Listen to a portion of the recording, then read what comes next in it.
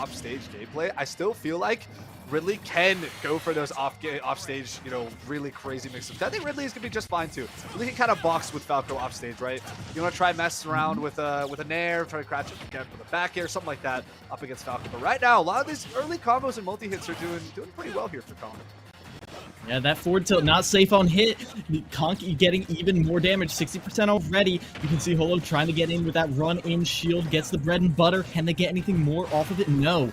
Right now, Holo kind of fishing, but I don't even mind that. Being up 3 stocks, you can afford to throw out those riskier options, but I'm not sure if it's necessary quite yet, as right now, Conk run away with this stock. A ledge trap situation. Can Conk get the kill? No, overcommits on that down air. Now it's center stage for Holo.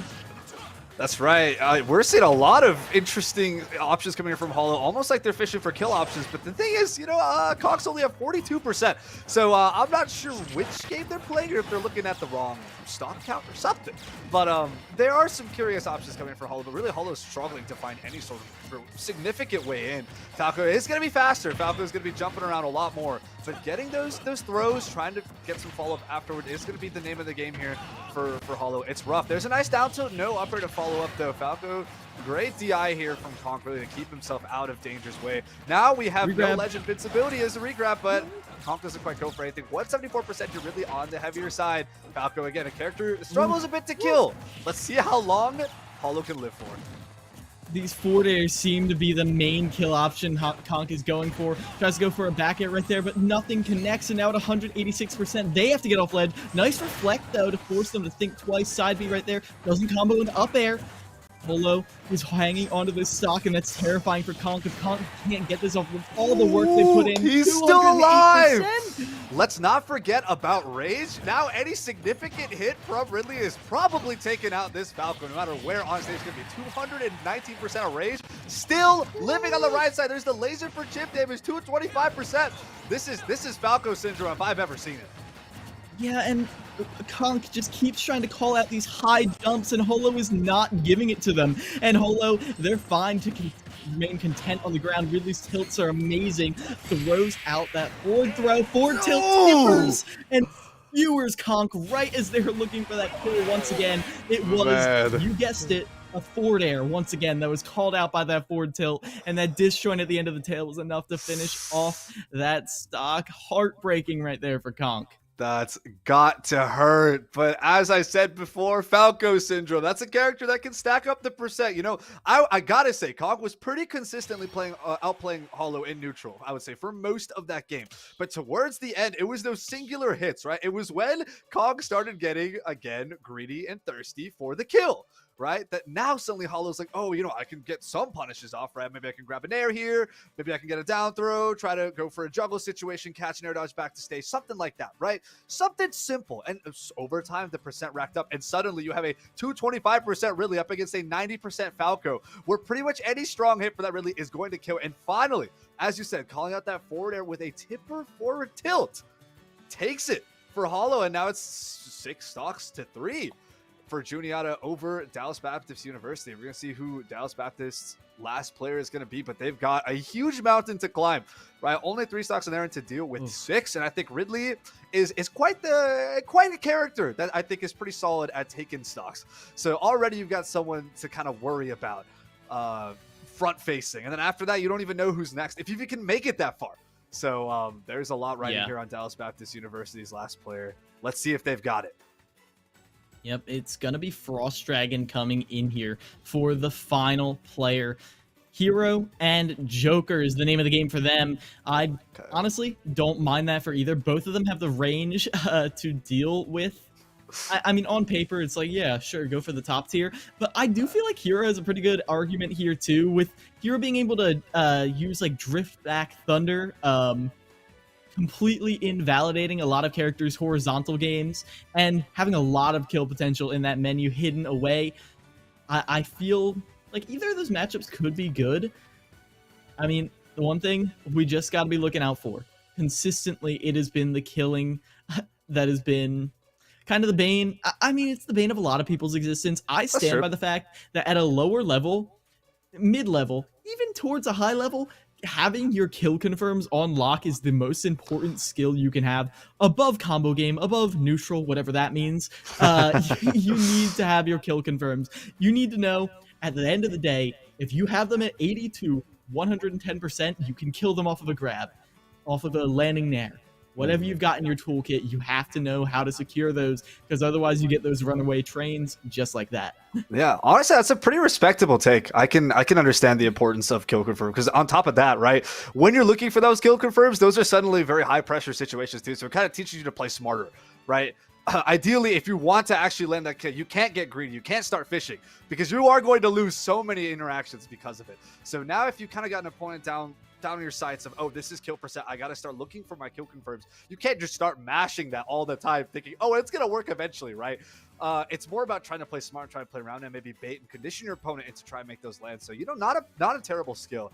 You brought up the hero before, and honestly, I am also a bit of a hero believer myself. But here's the thing about Hero. I think the character, for example, up against Ridley here, I think it's a pretty playable matchup. I would hope, right? I do think Ridley is still faster, and Hero's going to struggle with that speed a lot, but Hero can use that range, can use a lot of those spells to try and even out. But the big thing about Hero is that he's got so many polarizing matchups that I feel like even if he is able to take care of the Ridley, you have no idea what's coming next. And that is extremely scary. So I think the safer option here would be to go for the Joker, and that's what we're going to get here. Another thing to point out about Joker here for crew battles especially is, right, let's assume that Frost is going to end up losing stocks here in this set against Hollow, but is going to end up winning and playing against Juniata's last player, right? From there, they're going to have much faster Arsene generation because they have less stocks. So having Arsene online a lot more often makes it a lot easier to bring that back and make it even. So honestly, Joker's a great character when playing from behind. Yeah, gotta love the college crew battle meta right there. Always evolving, always changing, but right now, you can see, even though there's some initial damage right there, we've seen this consistently from Dallas players. Juniata striking back. Polo going onto the stock. Oh, very deep right there. Yeah, Frost went super deep for that nair. Might have been a misinput fast foul. Honestly, not sure what else they've been looking for. But we got really even percents here so far. About 1/3 left on Arsene. This is kind of the time to be looking for that kill. Once Arsene goes down, I think Joker's going to struggle a lot with trying to land a kill, especially on a character like Ridley. Ooh, we're going to be looking for an up air forward air here. Ridley is going to go low, make it all the way back to stage. There's a neutral air. Wow, that forward smash without Arsene. I have to eat my words for that one. He was able to get it. That's a hard read. He was able to deservedly earn that kill. Yeah, but even so, the forward smash has so little end lag on it. It's not like throwing Ridley's forward smash out, for example. I mean, I don't hate to see it. And right now, if we see the low percent combos once again, if Frost is able to consistently get those reads at high percent, this could be looking much better. We might even see another Arsene on this stock with how Holo's been struggling to get a hit in. Right. Scary thing here is Ridley is a lot slower compared to Joker. He can just kind of run in, space those aerials, run away, cover so many options, and of course get those kill confirms. Nice platform drop back air. Get that annoying Joker stock out of the way. 63% 2-0. This is going to be a little tough here for Hops. I wonder if we're going to be seeing any hard Rebels Guard reads here to try and speed up the Arsene process. But honestly, Frost seems to be doing just fine without him. Ooh. Nice little parry right there. And right now, Frost is doing a great job of closing the distance, making Holo sweat, getting caught by some of the larger areas like the nair, like the back air. But all in all, I was about to say that, but getting caught in the Arsene transformation actually was to Frost's detriment, gave Holo time to get that up smash. Ooh, looking for that counter. There's a whiff Tetracar. Now we're looking pretty much even percent here. Nice command grab. There's going to be kill spark. Not quite going to take the stock, though. Arsene is down. Is able to get the nair. Is the uppie still going to land? It is. We're going to see an unfortunate SD. Pineapple.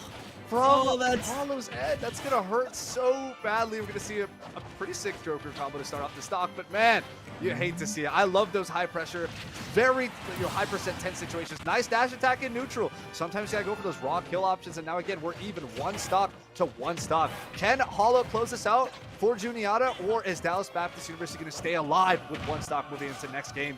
It's all decided here. Oh my gosh, Joker is so lithe and nimble, just slipping through so many of those confirms. Instant Arsene off of those fireballs right there. You cannot let Frost get that Rebels Guard, as right now, Arsene ledge trapping. It's infamous as some of the best in the game, but can you survive? That'd be drags away a lot of that Arsene. I love the very simple mix-up of catching people who mash out of Ridley side B. Oh my goodness! is actually able to get a neutral B into dash attack combo right there. Joker was not expecting it. Frost was not expecting it. And Hollow is going to bring in the first dub here, the first game for Juniata. 4 stocks to 0. That's big. That's big. That's shutting down big. that Joker, especially with the potential that Arsene has to absolutely wreak havoc with the increased generation from 1 stocks to 3. It could have been a bloodbath for that last game if Hollow let it get there. But they didn't. And they're going to take that first game for the set. And now we're back to square one here for both teams. Yeah, it really feels like, well, Juniata came to play. They came to adapt. They weren't expecting to just get a stomp, because sometimes teams, they're winning hard and then their opponents start to fix the mistakes that they're being used against them. And all of a sudden, the person who was winning, they're on the back foot. That's how reverse 3-0s happen. It's hard to adapt in the middle of a set. However, what we are seeing right there is big adaptations, especially towards the end by Frost, cleaning up. I mean, the main issue we kept calling out was the kind of like universal Marthritis, inability to get kills, but Frost really cleaned that up. However, then we saw Juniata, we saw Holo still stay ahead. We saw them still shore up their defensive options, stay away from the ledge where those kills were most threatening, and obviously get some more confirms unlock themselves. Like, the Rebels Guard comes out, I was like, oh, wait, yeah, why haven't we seen that at all yet? The second time we see those fireballs come out, it's the end of the game. it's death right there. Yeah, it's a mix-up option, right? Because, maybe it's part of the mind games where Joker is now thinking, oh, they've already used the fireballs before. Like, there's no reason for them trying to go for it again. I'll just reflect it or absorb it for Rebels Guard gauge, for Arsene gauge. And nonetheless, they happen to go for a ledge anyway, catches the jump up, and then the dash attack is going to close out the stock right there. I was going to talk about some other unique interaction, and my brain just cut off the line because it saw the kill confirm right there, and now I don't even remember what interaction was going on between Joker and Ridley right there. But I mean, that's the end of the set there. Now the question then becomes, what adaptations can we see from DBU, especially in terms of roster placement, to try and maybe spin things around here a little bit for them, right? What characters they want to open up with? Do they kind of like their current strategy? Do you want to have Conk open up instead, right? Do we want to keep the Ridley out there? Okay, there it is. So we're going to have Conk actually coming in first here from DBU's end, up against Hops from Juniata. So likely going to be seeing a Falco Wii Fit. A rematch, except now we're going to be going on even stocks. Super excited to see where it goes. I kind of like this. I talked about how it felt like, in theory, Conk had the tools to win that matchup, and they were using them, but they just weren't being used effectively. It didn't feel like they were certain... It felt like they were good, but not game-changing.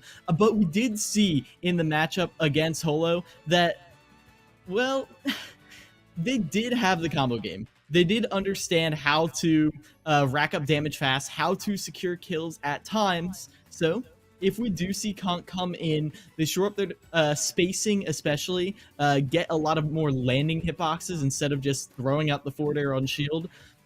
I feel like this could at least be a much more even game. Even if you don't win it out, you can keep Conk, or sorry, you can keep Hops from going on a rampage through your team.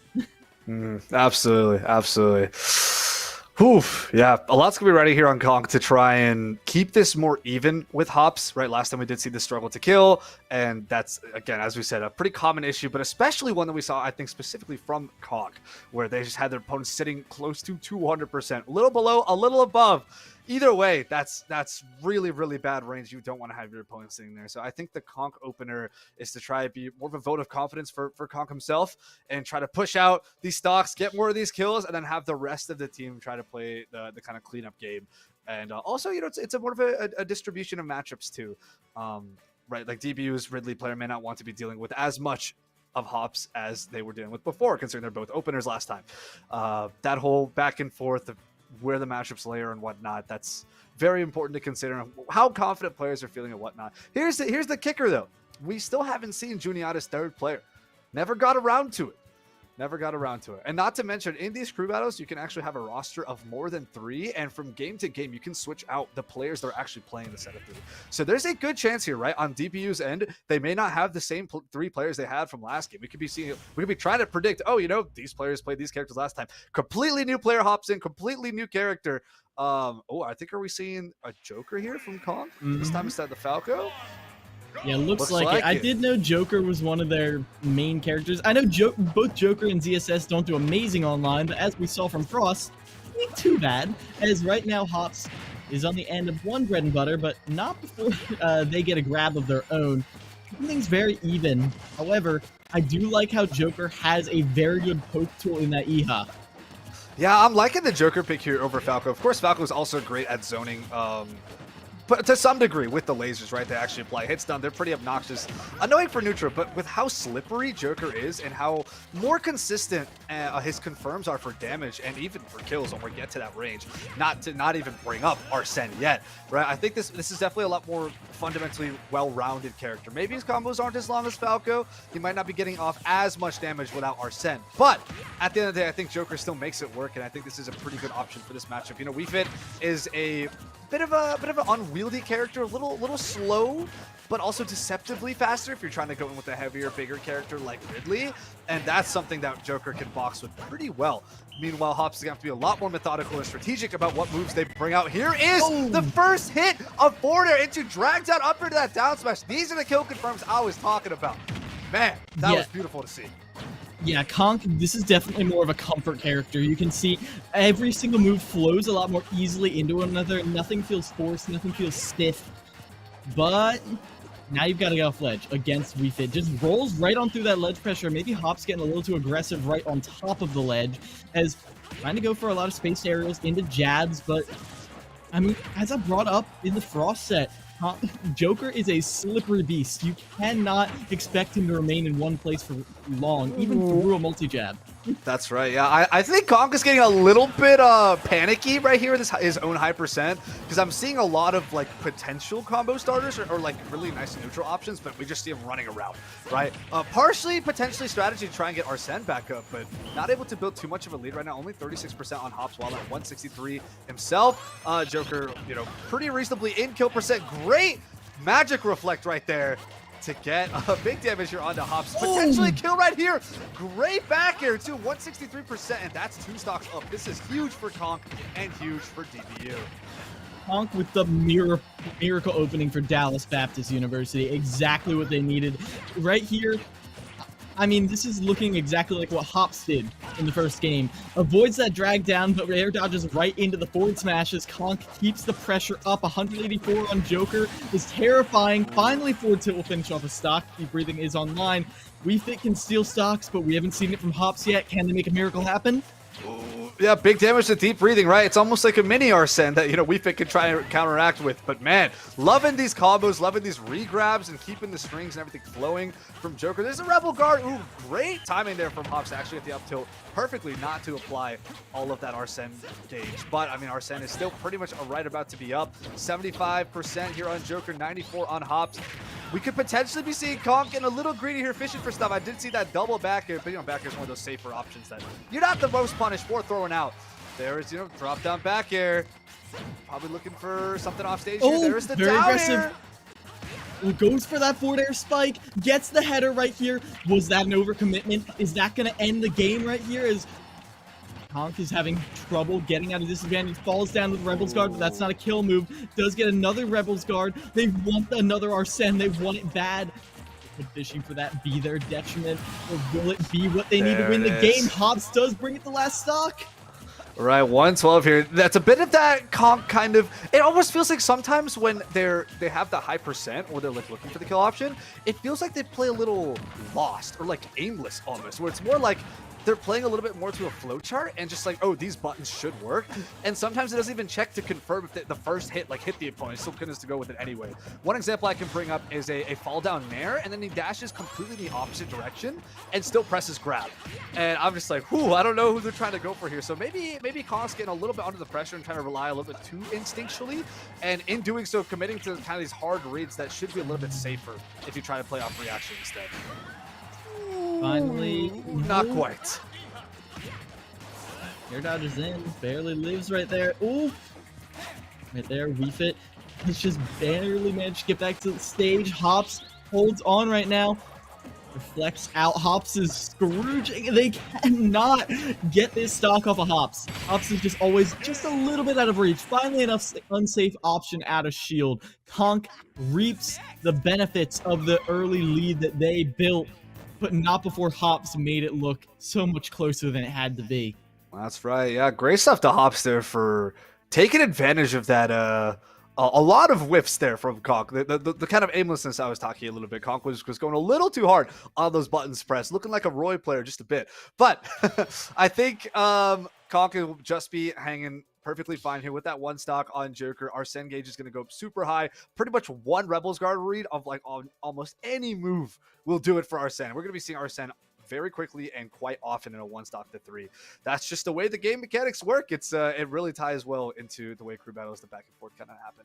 So super curious to see who Juniata wants to send in response to Joker, because I mean that's a very well-rounded character. It's not easily the most easily like matchup counter pickable. You know, I think it's going to be a lot of people just playing what they want to play rather than be like, oh, how am I going to strategize around Joker? Right? If you've got an idea, sure, go for it. A big thing here is again, Joker's at one stock. If you just want to get big damage out there to try to secure a kill, you can go for the risky big body heavyweight, right? Because they can get big comboed by Joker, but at the same time, one read is all it takes sometimes. And so that's always up on the table. I'm always super hyped to see the characters like Ganon, or even sometimes the Little Mac, right? As these kind of like crazy revenge killers. My personal favorite characters to watch though are the fighting game characters. So if anyone wants to bring those out to take a quick clean stock too, I would be more than happy. Yeah, I mean, not many people have those just in their back pocket, though. Honestly, the Pocket Kazuya is growing in popularity, and I can understand why.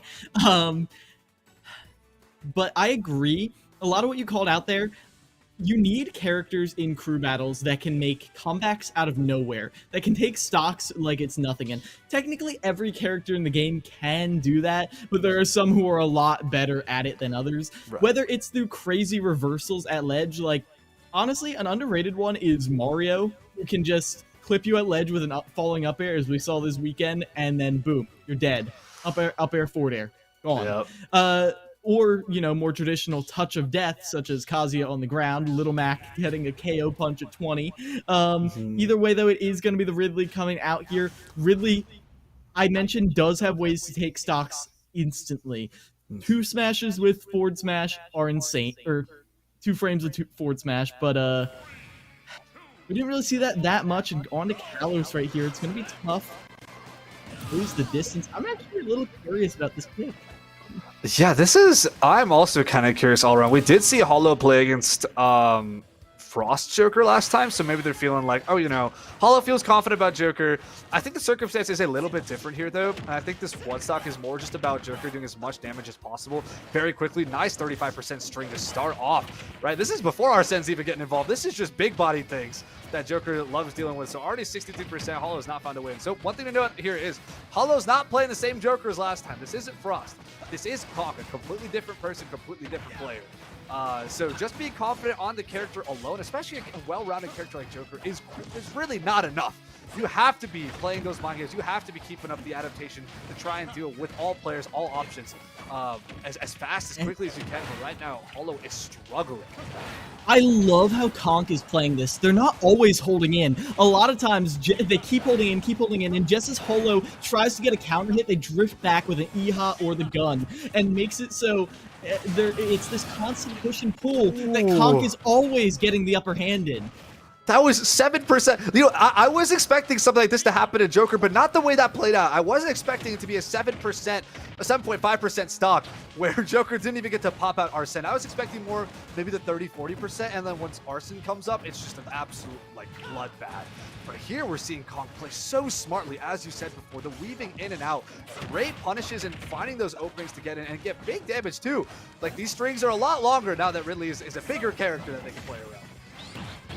They are, counter is gonna hurt a decent bit.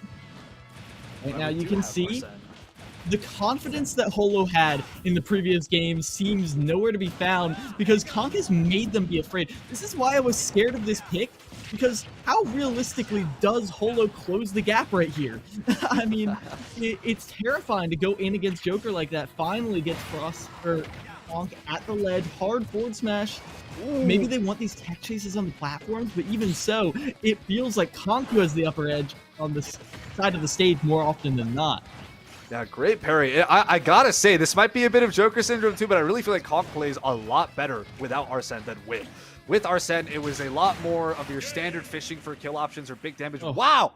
That side special should not have killed. That's definitely a DI mishap. That was only Joker around 95. We had 75% rage on Ridley. Definitely hold in. You will live that. Even if it is Kalos, that is insane. That is insane. I mean, the kill spark pops out a lot. That happens a lot with Ridley side B. It's really funny looking. But man, that actually killed. That's crazy. Did you see what they were doing, though, on ledge? That was Conk feeling themselves way too hard. They did a tether cancel, wall jump, wave bounce, side B, right as the side B connected on them. They were pushing in all different directions all at once. I do not blame them for being caught slipping on the DI right there. They were trying to schmoove a little too hard. And obviously, I do think that's a good option, but sometimes it is best to just crush them with a rock. That's all you need to do. Yeah, I'm left speechless by that option. Genuinely did not expect any of what happened that last 5 seconds. That blows my mind. But here we are. We've got one stock down here for Juniata, I believe. It's 2 stocks left here on Holo, and it's going to be next player sending from DBU. 6 stocks on DBU, 5 on Juniata. Keeping it really close. Juniata's trying to really bring that back. We had Hops play really well up against Conk initially to try and keep that, and then we had that super, super solid strong stock that Conk opened this game against Holo with, right? 7.5%, no need for Arsene, none of that, right? But after the fact, once Arsene did get in, I guess it's just the Unga Bunga gene activated. Oh, I have Arsene, let me press buttons. And so the whole game plan fell through and Holo found their footing. And they were able to bring that back. And as you said, maybe a bit of cockiness too. Yeah, which I don't blame them for. They had a great opening, but as powerful as that opening felt, especially compared to last game, you know Conk has got to be feeling good about that. It is still only 6 stocks to 5. And while, 1 stock is still a substantial lead, that's not crazy to come back from. We've seen how Holo can just delete stocks at ledge with that side B. So if they can continue that pressure, continue their ledge trapping with forward tilts, the occasional forward smash mixed in there, I am not feeling awful about Juniata coming back into this, especially considering, like you said, we haven't even seen their anchor. Yes, we haven't. Super, super exciting. Let's see if DBU can bring down Juniata to the last player, or if Holo's going to just clean house here. We do have a Ridley Ditto on deck as a possible option here. I believe DBU's Ridley has not played yet. Right, because it's only been Conk that's played so far for DBU in this game. So they're available, and Holo is still in. Do we want to see some Ridley on Ridley action? I don't know. I don't know how either player would really feel about that. But more importantly, this is more DBU's kind of imperative to send in more of a winning matchup, considering they are the one that has the counter pick here. Well, yeah. I think Frost also potentially still on deck, so you could be seeing another Joker. It is. I think it is going to be Frost coming in right here, which I think is pretty interesting. A little bit of a rerun of what we saw last time. Anchor coming in early, and I mean, you saw how well the Joker was doing. Obviously, at this point, Holo has gotten a lot of Joker practice in just this one crew battle, so you've got to hope they're ready. But even so, being ready for Joker often isn't enough. We saw consistently that push and pull dominating that game. The fact that Joker was able to choose whether he wants to push the combo game or drop back and just get some chip damage while making you uncomfortable. If you're able to get some more overshoot in, if Holo is able...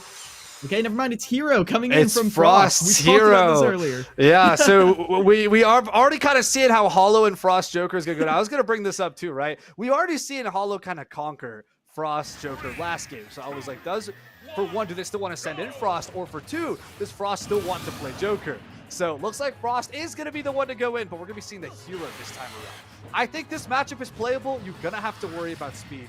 Really going to have to worry about speed. All right, eating some instant damage. Down tilt, connecting when it had no right to. As right now, Hops is doing a great job ushering Frost to the side of the stage. No time to really get that menu out. They do have a fully charged fireball. Could be some big damage here on the ledge, shield damage at the very least, but no dash attack off of it. Instead, it is still Hollow for the time being, holding this opening. They had Kaboom on deck, but they opt to go for the Psych Up instead. Wonder what's going on with that decision making, but yeah, this is I think something where Joker wants to create distance, right? The projectile really has a bit slower. Ooh, that's a hard commit, fully charged side B there. Big punish with the forward air too. We have a lowish mana here on Hero. That angle is gonna be caught by the backer. Now we're even on stocks here. Hollow 2 Frost Dragon, 2 stocks, 5 stocks for both teams. 51% 2-9. I think Hollow's doing a pretty good job of trying to play around Hero your standard way, right? Keep it fast, keep it quick, and punish the relatively unsafe options. Just watch out for your own shield and watch out for the really crazy Hero gimmicks. Yeah, I do like right here how Frost. Oh, never mind. It's Hollow all day. Hopping up to catch him with a back air. No jump, I believe, but a very good high recovery right there. Pops right on over them. That's not too great. As the Magic Burst leaves you without any resources off stage, just nudges them away, forced to air dodge. Oh, Frost does get back to stage, but they are having a lot of trouble getting down right now. Dash Tech will finish the stock. This is prime Hollow. That's bad. Yeah, that Magic Burst I think is really odd, right? That move is actually fantastic when you have 100 mana, but Frost only had 30 mana. That's going to be nothing. Absolutely no kill potential there, not a whole lot of range, and of course, extremely punished when, as you said, no mana left over, making the offstage gameplay also extremely dangerous. But honestly, Hollow doesn't even have to care about any of that. Hollow is just going for this crazy juggles, getting those down tilt scoops, getting those up tilt air dodge reads, and then from there, up airs, nairs, and its damage is flying back and forth. Crazy punish there on the side B. Frost is really greedy with those. Yeah, Frost having a lot of trouble just getting out of disadvantage, getting back on stage where they feel comfortable. There's only 11 mana left. Doesn't even bother to open the menu. Doesn't bother to charge anything. There's nothing you can do. Tech chased on the platform, and that is going to be Hollow weeping through those stocks. That's lead dissipated in an instant. It really did. It really did. Yeah, I was feeling an up smash on that roll read on the platform, but they went for the even cooler jump forward, get the back air instead. Wonderful. Great stuff to Hollow there. That was some good Ridley gameplay all around. Hero was struggling to find a way in, to find any significant hits back and forth. That's the thing about Hero. The game needs to be slow. If you're playing against a character that's just running in your face, wants to be in your face all the time, it is so tough for Hero to get anything going, right? Those normals are okay. You can sometimes get people off you. You can sometimes box with forward tilt. But, I mean, your big money, your big value moves are all with your down B in the command menu, and you need time to pull that out and to launch something. Top decking, you can try. And honestly, not the worst option all the time, but you're going to be rolling some risks there. You might be getting some funny moves out back and forth. Bounce could have been helpful, right? With the bounce, you can now sit back more reliably and not have to worry about the fireballs that Ridley's throwing. Not have to worry about the cheese puffs that he's vomiting out you. It's like you just run back to all of those. There's nothing to worry about here. But now, unfortunately, we're going to have to put the Hero away as DBU is going to have to pull out their last player. Yeah, and I feel like that showcase in particular demonstrated that Hollow's greatest strength is their juggling ability. You didn't really see that against the Joker. His Joker is very hard to juggle, with a lot of B-reverse mix-ups in air, down guns, disjointed aerials on the landing, and reversals off of those aerials. You don't want to be trying to juggle Joker willy-nilly. Hero, not so much. Not a lot Hero can do to mix up the landings that doesn't put them into tumble. And that means we could see Hollow all day, every day, and if you dared open up the menu as you're falling, then Hollow gets some big damage off of that. That right there showed why maybe Hollow struggled a little more against the two Jokers, but as soon as you gave them someone they could toss up in the air, they were having a field day. Right. Like, Hero's specials affect his air momentum too, but they actually slow him down. Meanwhile, that's kind of not what you really want to be dealing with against a character like Ridley, especially if your airspeed is bad, right? Hero's airspeed is not great. And so if you're slowing down your own air momentum by hopping up a little bit, whether it be the neutral B, side B, or any of your down Bs that happen to have that property too, all that does is, especially a character against Ridley who has like multiple jumps, right? If it's a 2-jump character, sure, that's a mix-up. Sure, that could work out, right? But Ridley's got 3 jumps to work with. That's just one more X press, one more up press, and then an up air, and you're pretty much stuck in the same spot and or worse. And because of bad airspeed and because of not being able to return to the ground really fast, as you said, great juggle opportunities there for Ridley. And we did see quite a lot of that. We saw those air dodge landings with the up tilts. We saw the double up airs. We're seeing those nairs catch so much. It was a great show there for an absolute carnage. Ridley was feasting on that matchup. And none of it really felt like overcommitment either. Like we did see like when they were struggling to get in against Konk's Joker, we saw some like random forward smashes. We saw some side Bs where you weren't going to hit anyone with that side B, be honest with yourself. But that time, it was a lot of forward tilts, up tilts, safe spaced aerials, drift back aerials, which I love to see. Nothing that really felt like, oh, if they miss this, they're going to get hard punished. A little bit of communication error. We'll be back into the game to finish up what could very well be the very last game as quick as we can. As just to reset the stakes, Dallas Baptist University, 3 stocks stand between them and getting 2-0'd by Juniata College, who is looking pretty strong right now. Yeah, these guys being even records so far, it's still quite the back and forth, especially in the second game. That first game was looking a little strong there for Juniata. DBU was kind of struggling to find their footing here, but the second game I think was definitely more palpable from both sides up until right now, where we had Hollow 3-stock Frost not drop a single stock to there. So it going from a 6-5, it's a 3-5 from DBU to Juniata. So that's going to be a really, really tough for DBU's last player. I believe last time we saw Minixo's Ridley. So we could potentially be seeing the Ridley on Ridley action as we were talking about before, or this could be a time for DBU to try and pull in someone new, right? They have another person on their roster, another character matchup they might want to play instead, and try to put that up against the Ridley, and then potentially what is last there. But honestly, Hollow has been the absolute gatekeeper to Juniata's last player. We don't know who they are. We haven't seen them to date, and there is a decent chance we still may not see them today. They may not have to play at all for both games in this set, and that would be that'd be pretty funny. And it's all thanks to Hollow there for just being the absolute madman gatekeeper. And I mean, pretty much both of the players we've seen from Juniata have gotten their chance to shine. You gotta remember, Hops went on a 5-stock rampage opening up that initial game. Some crazy reversals at times, consistent zoning, maybe not the biggest confirms or combos, but at the end of the day, when you're forcing your opponent to make crazy decisions just to even lay a finger on you, sometimes it's okay to not have the craziest punish game.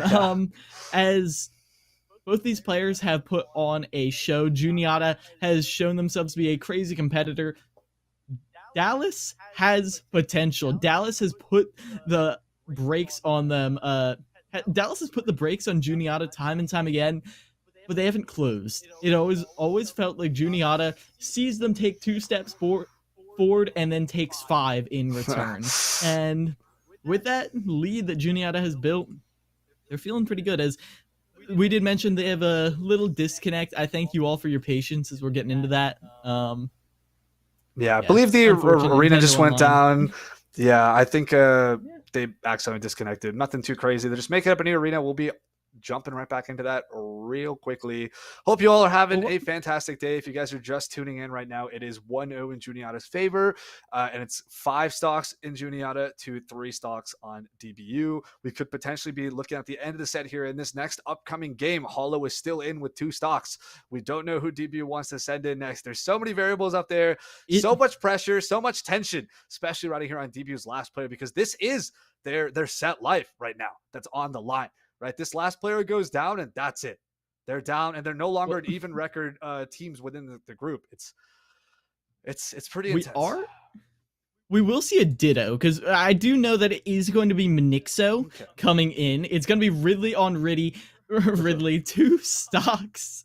2 stocks for the side of Holo, 3 for Minixo, but then they have the masked anchor still waiting in the depths of Juniata, waiting to be unleashed. But this Ridley ditto, I mean, there's not a lot of commentary you can give on a ditto, just that they both know how to exploit each other's weaknesses so well. There's no way they can't.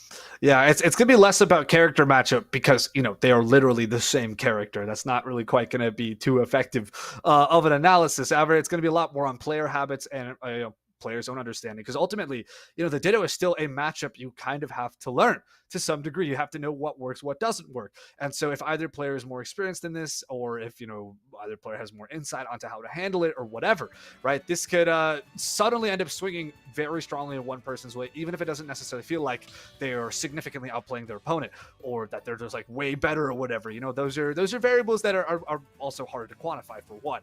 But I'm interested to see what kind of interesting matchup quirks and interactions we might see, because I honestly can't think of anything too insane off the top of my head besides maybe both opening with neutral B and then nothing happens. Come on, give it to us. Give us that mirror. Make it a true mirror. Oh, we get Verse Ridley as the theme as well. Well, it looks. Are we going for a button check, or is this going to be the game? Oh, they do have to reset the stock, says. Oh, yeah, looks like we're going in here. We're getting into the full game. We have Hollow go for one SD, and then we got Minixo on the other side. Here, the neutral Bs canceling each other out. That's some slower Ridley neutral gameplay, I guess. We're going to be seeing a lot of attempted down tilts to scoop. We have up tilts to try to get combos going. There's the down tilt forward air, and then trying to maybe catch landing with up tilts. Forward tilts can be kind of this get off me and spacing grounded neutral tool, and we're looking for those up airs for juggles. Potentially some down throws too. I think since they're both big bodies, they can both get some big combos. Nice catch on the side behind ledge with the down tilt for the scoop. Ooh, big read there from Hobbs looking for that forward smash, but Ridley went past.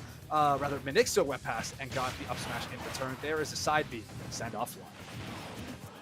Minixo has an opportunity, but well, clanks right on through those fireballs.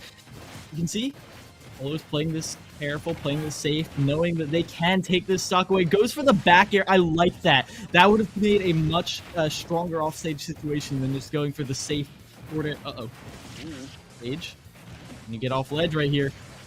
Oh, that singular neutral B catching the regular getup is an interesting interaction. Not a whole lot of follow-up, but it's good for damage. Ooh, sent flying. There's that side special. Still not killing 138%. Hops gonna be looking for something. Here's a down throw, maybe a back air. Not quite gonna land it. There's an up smash, no punish, too much shield push. And backward spacing. There's a dash attack, an air dodge in, catch with the fireballs. We were looking at an air gimp here. There it is. Can Ridley still make it back? The angles don't work in your favor with the Ridley up special. And that's another stock down here for DBU. They have 2 stocks left, while we still have the 5 on Juniata. Ooh, hard call out on that read. You saw Minixo just stood still for a solid 5 seconds and waited. They're like, Holo wants to land on top of me. It's what I would do. Yep, and then you sit and just take that up smash. Such a strong and potent kill move. Oh, we're going for the offstage gameplay. There's the stage spike from the neutral air. Holo is a monster. They live that. They live that. And now Holo has a very even game to play from. Minixo struggling to stabilize. Air dodges in. We're seeing the goes for one of their own. They do the same exact thing. Minixo gives Holo a taste of their own medicine and gets us to that last stock situation. I can't believe that. My goodness. So that is the funny, I guess, matchup quirk that we were going to be looking at. They're both so hungry for that offstage gameplay, so hungry for those gimp options, and they love using that side B on one another. You know what? Now it makes sense, right? They're tall. That side B will latch. You're going to get that command grab more often than against other characters. And then we saw those shenanigans offstage. They literally both did the same exact sequence twice. They're like, hey, I saw that same tech video you did. I saw the same Twitter clip. I can do it too. I can do it too. Anything you can do, I can do better. Like, it's... Well, we finally get to see who is the last in the roster for Juniata. Props right there for Holo for holding it down, keeping it even, and stealing that stock away when it felt they had no right to. However, that stock being stolen away, that flashy play that inspired Minixo to go down there and try it too, that does mean only 1 stock left for Dallas Baptist. If they take 1 bad combo, 1 bad extension, all of a sudden, well, they're not going to be taking this crew battle home. It will be Juniata winning it out, so needs to be a nigh flawless game right here from Minixo. This is pretty scary here for DBU and Minixo. It's one stock here on a character I think is like fairly counter pickable, with Ridley kind of being I wouldn't say like super polarizing matchup wise. I think he can try and play whatever, but there are definitely going to be winning matchups, characters, and archetypes that Ridley will be struggling up against. So now Juniata has, well, honestly, in our minds at least, completely limitless freedom because we don't know who their third player is. We don't know what character they could be playing, so we could really expect to see pretty much anything. And because of that, they might want. Hopefully, that's a player that can pull out a matchup that favors against Ridley, just classic sortie or classic just really fast upfront boxer, right? Or it could be a more of a niche kind of comfort pick that they just like to play on their own more, maybe some odd zoner, or I guess this is more on the niche comfort pick area. I don't feel the greatest about this matchup in theory, in Mewtwo's favor, so this could be Minixo's time to try and close this out and make this a game 3, but who knows? It's 3 stocks to 1. All Mewtwo's job is here to take out 1 stock, and Mewtwo can still do well up against those tolerant characters. Get those Nair loops in, get those down tilts, those dash attacks, up tilts, and of course the forward air. There's a lot Mewtwo still has to offer, but I think Ridley is going to outpace Mewtwo a lot, and the offstage gameplay could get a little messy if the up Bs get predictable. So we'll see where this matchup goes. I'm really, really interested. Yeah, Mewtwo in general, for me, Mewtwo feels like Pichu, except you know how Pichu's moves do not look like they should do that much damage or knockback? Mewtwo's do. Mewtwo does actually have the associating visuals. However, Mewtwo also explodes just as easily as Pichu. And so that kind of hurts a lot. No jawing about the big matchup, no jawing about the tail right there, because Ridley has all the same problems. However, Fry also has 2 more stocks to work with. So, 1 overextension from either of them could be the stock. Yeah, this is super, super scary. I think Mewtwo pretty much embodies that like glass cannon type feel, right? You're tall, but you're light. You'll get hit by most hits at low percent, and you will die very quickly at high percent. And everything's gonna connect on you. It just sucks to play around. But there is damage output on your end too, right? Those up tilts can scoop, that down tilt can spook. Great movement there with the wave bounce on the neutral beat, but sometimes moves like the back are a little too slow. That forward air is quite fast, and we just see the out of shield punish with it. There is the side beat, get some percent racked up. A lot's going to be hanging out on Fry here to hopefully not misstep too hard and bring it in for Juniata, and this is kind of Minixo's time to shine. Great down smash, big knock up there. We're using that side beat to mix up momentum just a little bit. But we're going to see Fry lose a stock here as Minixo gets 1 down. Yeah, very clean opening stock right there. Minixo catches the roll away. Oh! Minixo playing with fire right there, but Fry is starting to stack on some damage. Shadow Ball controls the ground, but it's not enough. Gets caught by the juggling situation. Minixo goes in hard. Side B across the stage. It's not enough. Gets caught by the disable. Cannot mash out of it fast enough. That down smash will obliterate the stock. And in an instant, Minixo is down, and that is Juniata College taking it home off of Fry, their anchor. Wow. After what it seemed like Minixo really trying to gain significant advantage there, and Fry struggling a little bit to kind of maintain some sense of stability. They're just going to jump down, land a disable, fully charge a down smash in the opposite direction from ledge. They're much closer to left ledge, still holding right, charging right and going right. Still going to kill off the top on really at 72%. Wow. That is... If you asked me how I expected any of those games to end, that would have been the last thing I would have said. I would have said, oh yeah, falling disable. That'll definitely close it out. Absolutely incredible. Great stuff there to Fry. Great stuff there to Juniata for bringing in the second game as well. 2 stocks to none and ultimately taking the set 2-0. How are you feeling tonight, Kylo?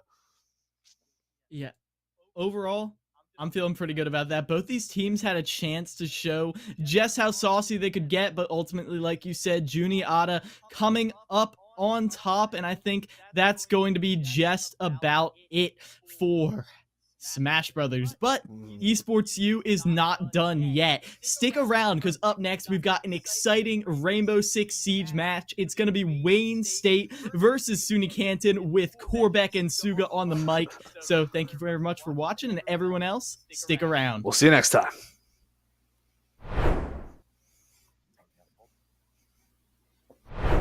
Specifically, schools need to create meaningful live experiences. And if we're talking explicitly about fandom. You have to make the students on your campus care about the team first.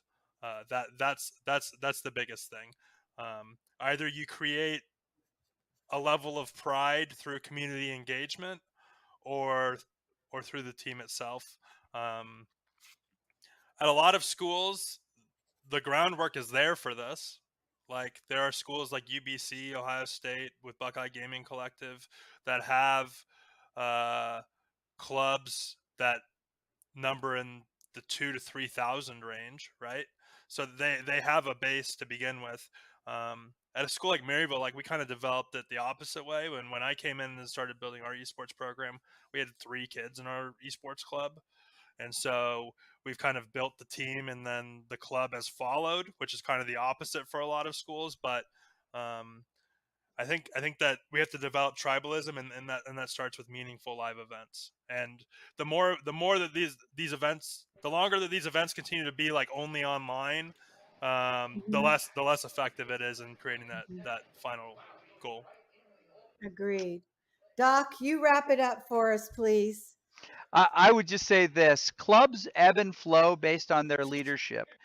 But if all students, all clubs, all groups are given regular and meaningful invitations to come in, use the space, create what you want out of this, then it will continue to thrive despite the change in leadership. I can just imagine that Cincy student group with Chris heavy in the leadership there just being amazing. But there's not always someone with his skill set at the helm. So you just need to be open and look for opportunities to serve, even though it can be more difficult, especially in the scheduling of the space. I know a lot of people that don't like anybody else but the players they're recruited to use their space. As much as we can, if we want to build community, we have to open the space to people that we wouldn't normally see in there and let them do the types of things that they want to do. One more thing, so like on a national level though, if we want to raise the general viewership of all of collegiate esports and not just different pockets, that's a hard one because people watch esports to see people do stuff that they're better than them at, right? So naturally at the collegiate level we're going to be at a lower level than pro, so it's hard to get people to watch for that reason. But what we can sell are narratives and storylines, matchup histories, and as we start to build a longer history of collegiate esports, I actually truly believe that some of the CLOL storylines are more rich than what exists in Academy and 100%. and the LCS, but no one's really covering it. No one's really drilling down into it. No one's creating narrative content. So I think that that's the key to getting people to care about it. Like if there's a storyline, people attach themselves to it. Yeah. Yeah, I'll add one more thing before we end. The largest organizations on any university campus. This is a very blanket statement. Could be wrong for you. It's right for many. Campus ministry and Greek life are always the largest groups on campus. Why? It's because of the concept of family. Let me explain. With a club or a program, many people identify, oh, I am a gamer, but I am also A, B, C. And usually it's I am A, B, C, and I'm also a gamer.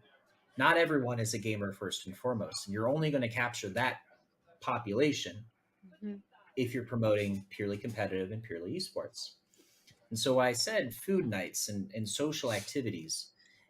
I'm really stealing from campus ministry and Greek life, because what you want to do to build community at your school is to make it so that the thing that you're doing is the number one thing in the students' lives. Now that's a very selfish thing to say, but it's a true statement.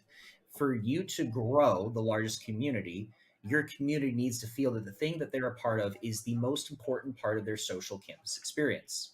That's why Greek life is so successful. That's why campus ministry is so successful. And when you treat esports as a program of just competition, practice, and development, that's an outlet. That's not a way of life. not for at scale. Not when 55% of the campus body at a Division One school identifies as a gamer in some way, shape, or form. You're not going to touch that 55%. You're going to touch 5%, maybe. You're probably going to touch 0.05% or 0.5% at a Division One school. Um, and so, what you really need to do is build that community authentically by, as Doc said about Dan, what are the people prioritizing, and do that. And how do they enjoy their life? What would they find meaningful? Do that, and then do everything else, because the financials and everything else, the planning and all that matters too, and that's why we have a talent problem in Scholastic Esports. Um, but I will wrap up and say, for the national level, Dan's completely right on narrative. But I'm not worried about that, because the only thing we need to build community nationwide is just time. Mm-hmm. We are 2 generations away from critical mass, and all it takes is that the current generation of students to grow up, get in the professional workforce, and have kids and raise them on the things that they were fans of. It's how baseball grew. It's how basketball grew. It's how rugby and all those other sports grow and sustain. Cornhole grew. But in all seriousness, all we need is time. Mhm. All we need to do is ensure that our products get better, our opportunities become more authentic, accessibility remains open, and monetization remains enough to us to continue to what we're doing and grow.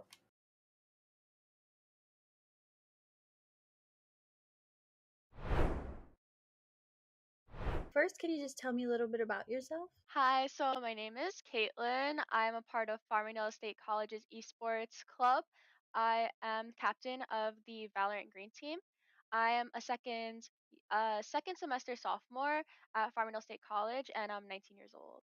Okay. Do you like Farmingdale so far? Yeah, it's really great.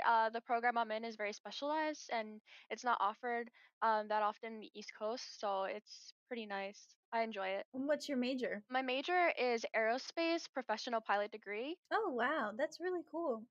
Thank you. So, is this your first time on an esports team? No, so I've been a part of the Valorant team for 2 semesters, and this is my third semester, and it's my first time ever being a captain. Okay. Oh, that's awesome. Can you tell me a little bit about what it's like being a captain? So a lot of times I'm organizing the team, making sure everyone is properly set for upcoming games, um, getting scrims for our team, and kind of just making sure everyone is there, present, and possible, and able to play the games that we're gonna, you know, be participating in. We're participating in 2 leagues this semester, so it's kind of hectic. Oh, gosh. Yeah, definitely. I can see that. How is it different for you as a player versus as a captain? Do you feel a lot of responsibility? I basically have the responsibility of choosing who, really plays, what type of characters everyone's playing, and what positions and roles we are all doing, as well as being there not only as a team member, but also being seen as in a leadership role and having that sort of respect there, and being able to delegate everyone's role in the team. So it's definitely a lot more different, and my voice is most definitely heard. So I like it. I like being a captain. Yeah, that's really good. What games do you play, or what is your main game? I know you mentioned Valorant. Right. So I play Valorant, but I started off with Counter-Strike, and I really always have been interested in FPSs.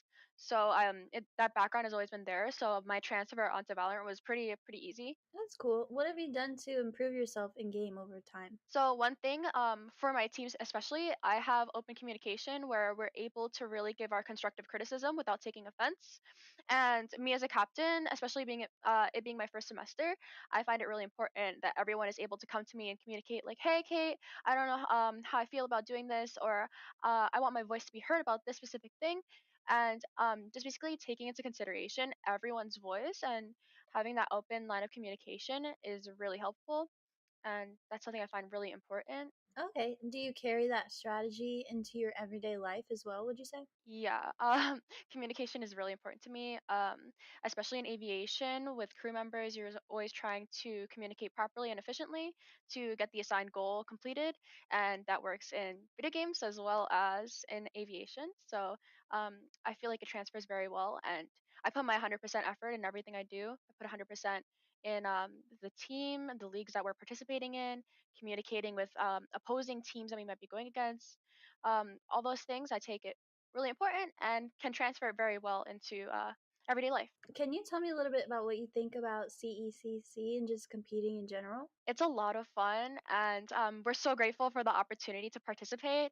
And this is something that every single member of our team has said.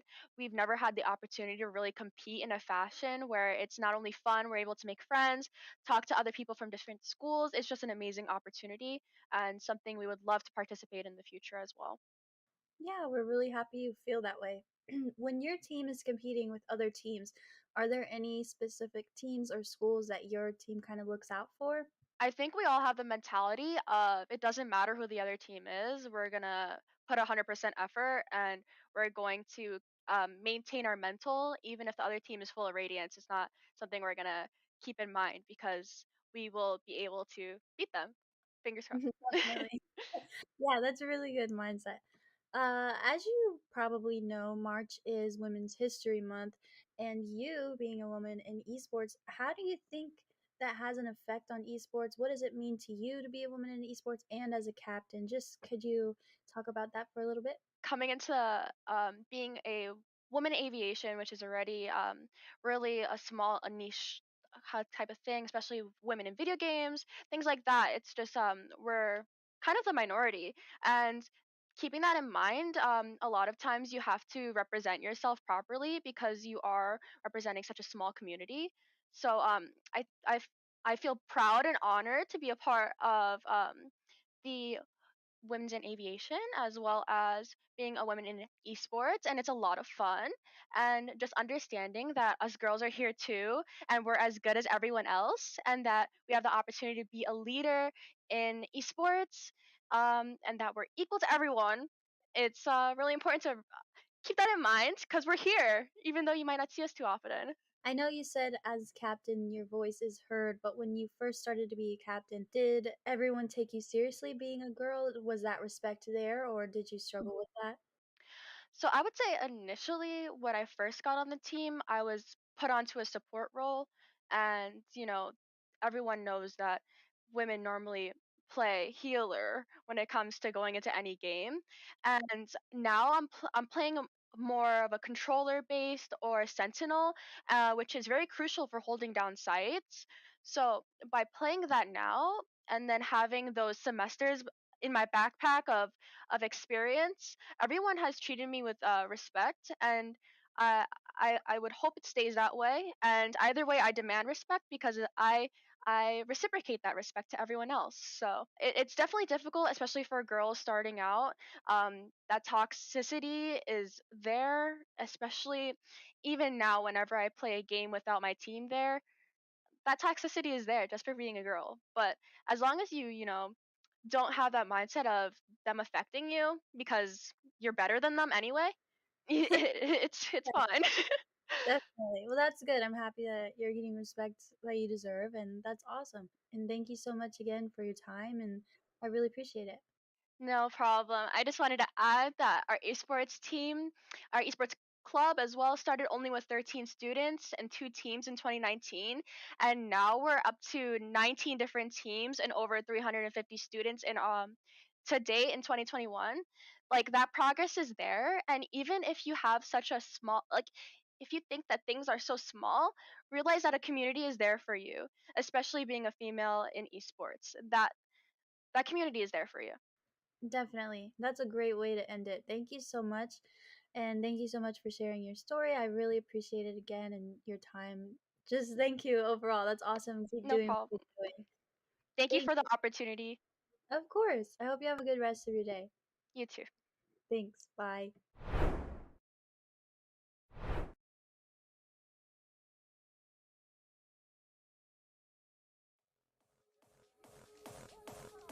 Hey guys, KTAD here, and just like that, another season of ECAC Esports regular season play has come to a close. Over the last 8 weeks, we saw a crazy amount of hype competition from some of the best collegiate esports has to offer, and as usual, you guys have me one last time to break it all down and to show you guys what we thought were some of the top plays this week. And honestly, guys, I don't have much more to say.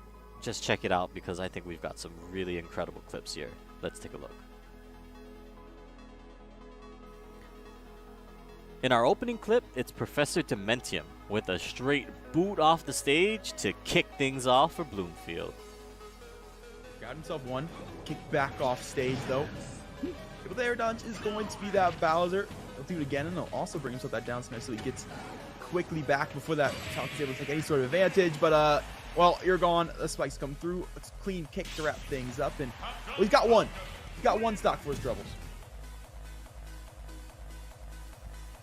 Up next, the duel of Donkers and Robeast have some things to say with this beautiful 1-2 combo to close the door on Albany. Hit the intersection, go straight up in the air for Robeast, who's going to work Central Missouri into the offense. Flip reset's a good one. The pass down to Donkers, and he finds the net. A 3-goal deficit in Game 3. I gotta say, Curtis, it seems like after these two teams came out of Game 2, right? Again. In our next play, who needs to be able to see your enemy when you can just take a educated guess?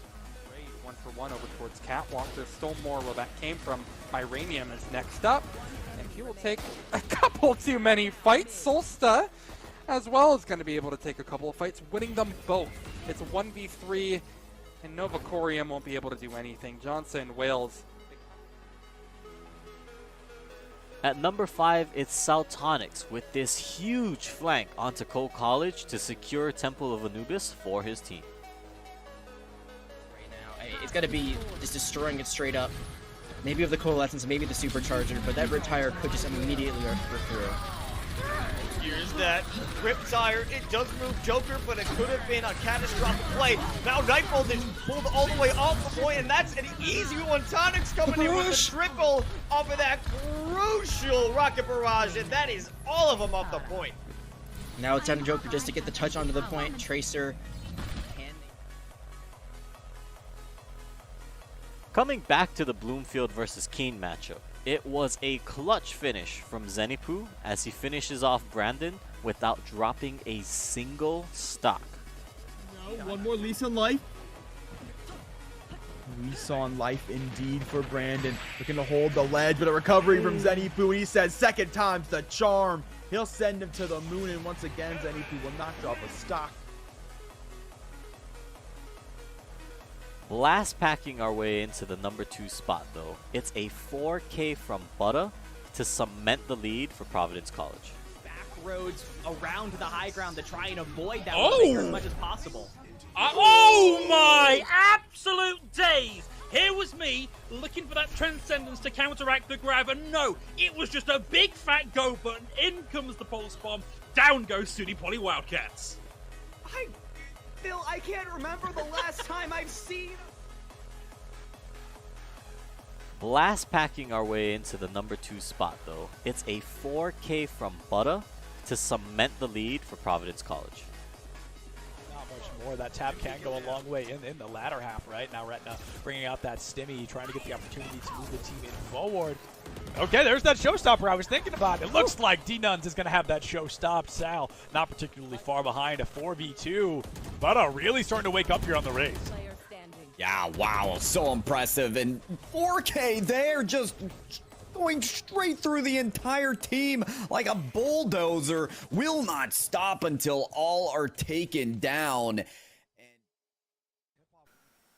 And in our top play from the last week of regular season play, it is a nail-biter last-second goal that will keep you guessing until the very end.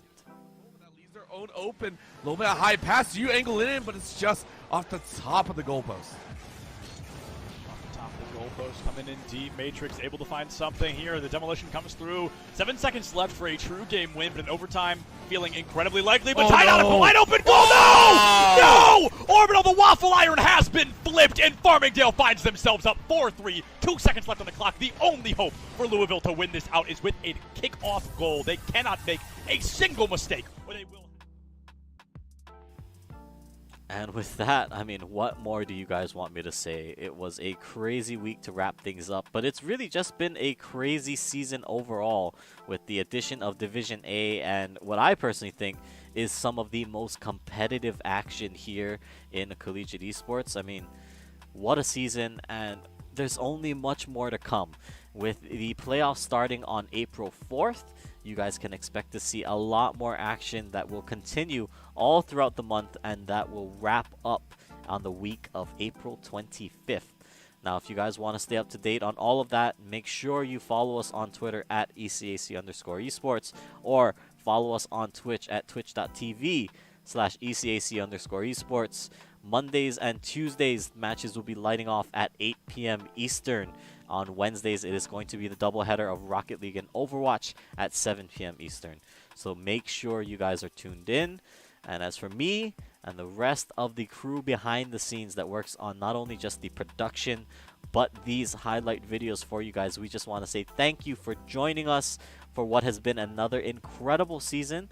And we look forward to so much more that we're going to bring you guys in the next school year, in the fall and the spring and beyond. We've got a lot of great things coming, so stick around, don't go anywhere. Come back right here to this channel, to this Twitter, to this Twitch, to this YouTube, wherever it is you see this. Stay tuned, because even more is on the way. Thank you guys once again. I've been KTAD.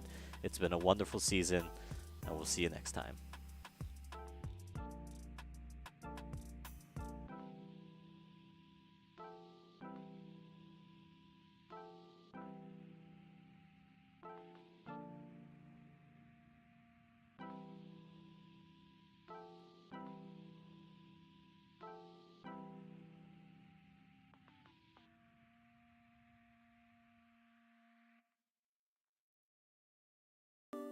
That's so cute. UCF, and it's really cute. I'm gonna move down here. How do we feel? The odds for UCF? What are we thinking? They got it. No, we got this. We got it. We got it. Go Knights. Charge on. 100%. My friend Nick is behind you. He's gonna record it. Don't look at him. You'll ruin the shot. Don't look at him. Don't look at him. Come on. Oh, let's go! Let's go!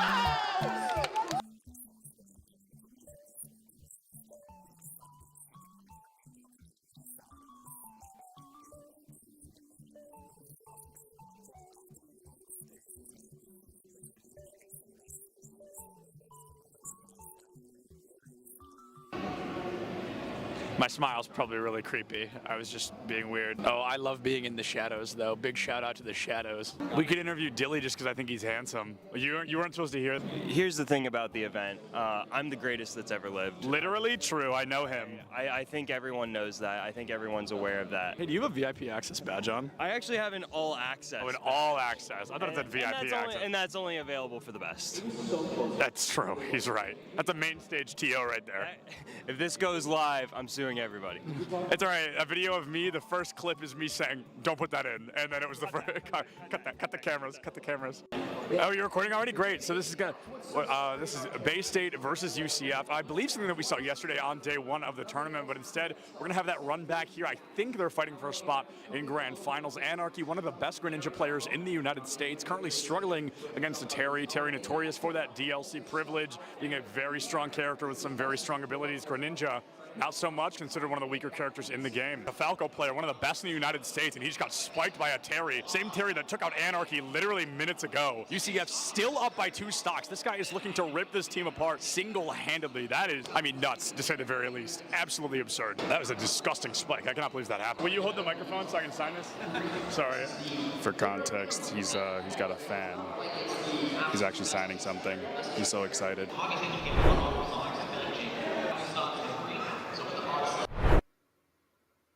Hello, ladies and gentlemen, and welcome to ECAC Rainbow Six Week 5. Wayne State versus SUNY Canton here tonight. I am Corbeck. Alongside me is Suga. It's promising to be a pretty exciting matchup, actually. Suga, what can you tell me about these two teams before we hop in? Only thing I can really tell you is about their record within the ECAC. Both of these teams are 3-1, and well, there's a lot of teams tied for third place, but these are one of the two teams tied for third place. Something's got to give. One of these teams has to lose, and well, I'm not too sure which one because they seem to be so evenly matched coming into this matchup. Well, indeed, here in the digital arena, we might get a bit of a better idea of who's going to come out on top, but hopefully we can jump into our first map. We don't have the graphic up for you just right now, but it will be Border, Oregon, and Clubhouse as a decider. So a mostly standard set of maps right there. Border, Sugar kind of coming out of nowhere. That's a more interesting pick, and one that I actually haven't seen played an awful lot at the collegiate level.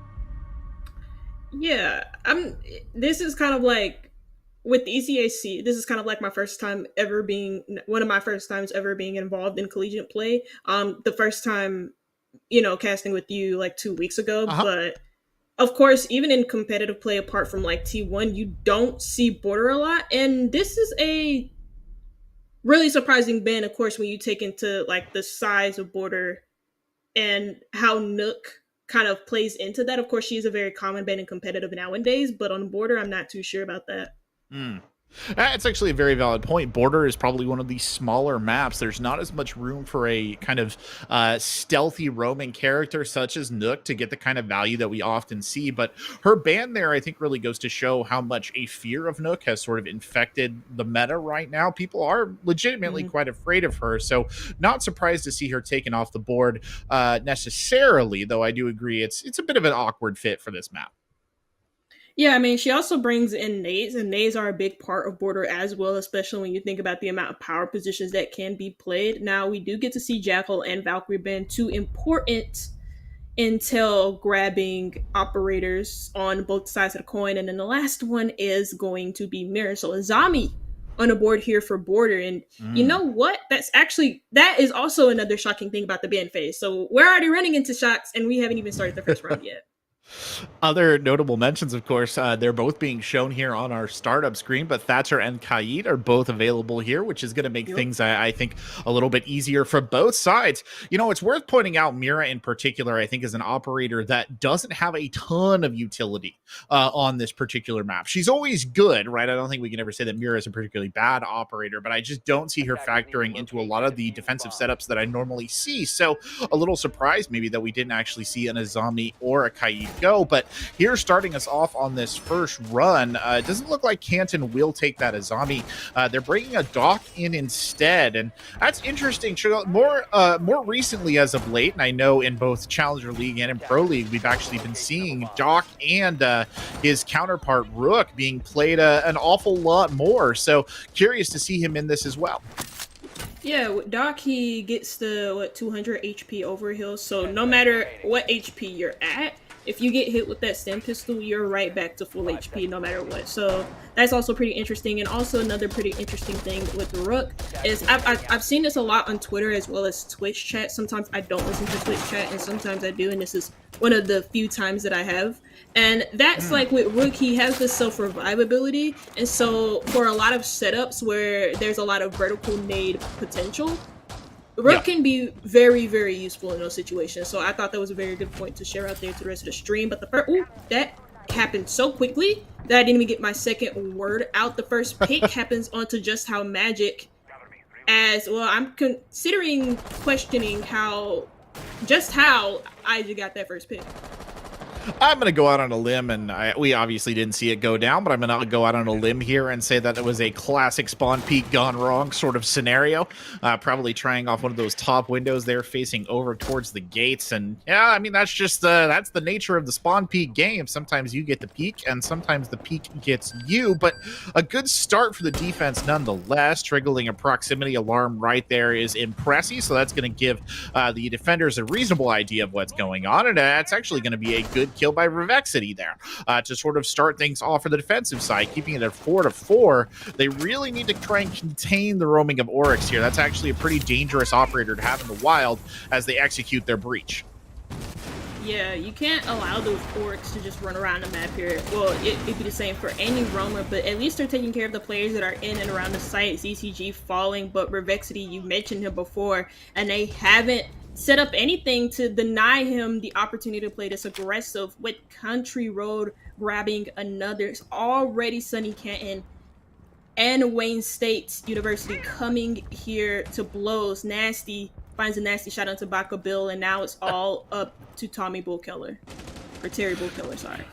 Good old Terry Bull Keller. I recognize that name, if only because it's so unique. And he'll finally take Revexity off the board. Took him a while to get the roamer down, but they will do so. Unfortunately, now in the 1v2, still having to attack into a very defensively oriented Canton team. And I don't think they're going to have a lot of ground to hoe here. Nasty watching just on that sideline. In fact, it looks like Terry Bull Keller is on their belly, just tiger crawling their way forward. None of those or those EMPs going to do much. Looks off for a split second. The reflex is just not fast enough. And Nasty secures the kill and a round 1 win there for Canton. Yeah, Wayne State University, unfortunately, falling victim to just the aggressive roam presence there from Sunny Canton, especially from Revexity, who just so happened to get a 2K just from running around the map. And Wayne State University not really doing enough to adjust to that. They did get some nice kills around the site and even got an the first pick inside of the whole entire round. But regardless of that, the main thing that they struggled with was just getting flanked, and they didn't really have any flank drones to set up. And keep in mind, they also had a Nomad too to shut down those flanks, and they still fell victim to it. They wanted to go for a default push as well, but again, didn't really have any sort of advantages inside of the sites. And as soon as bodies started falling, Wayne State University's plans started to fall short. Oh, it is often the case, you know, and again, I think it's the roam game that really slayed them. I don't want to emphasize it enough, but there was a bit too much of a focus there, I think, of getting on the point and getting the execute done, which they, you know, credit to them, they achieved relatively admirably, the ability to get the wall open right there into Armory, but they just left too much unaccounted for. And one thing I've noticed about Canton in that early round is I don't see a ton of drone game coming out of them. In fact, I think they just lost 2 of their drones here during this prep phase, which is, you know, not exactly what you want to do. And that is something that I think Wayne State is going to want to improve upon as these rounds continue. Yeah.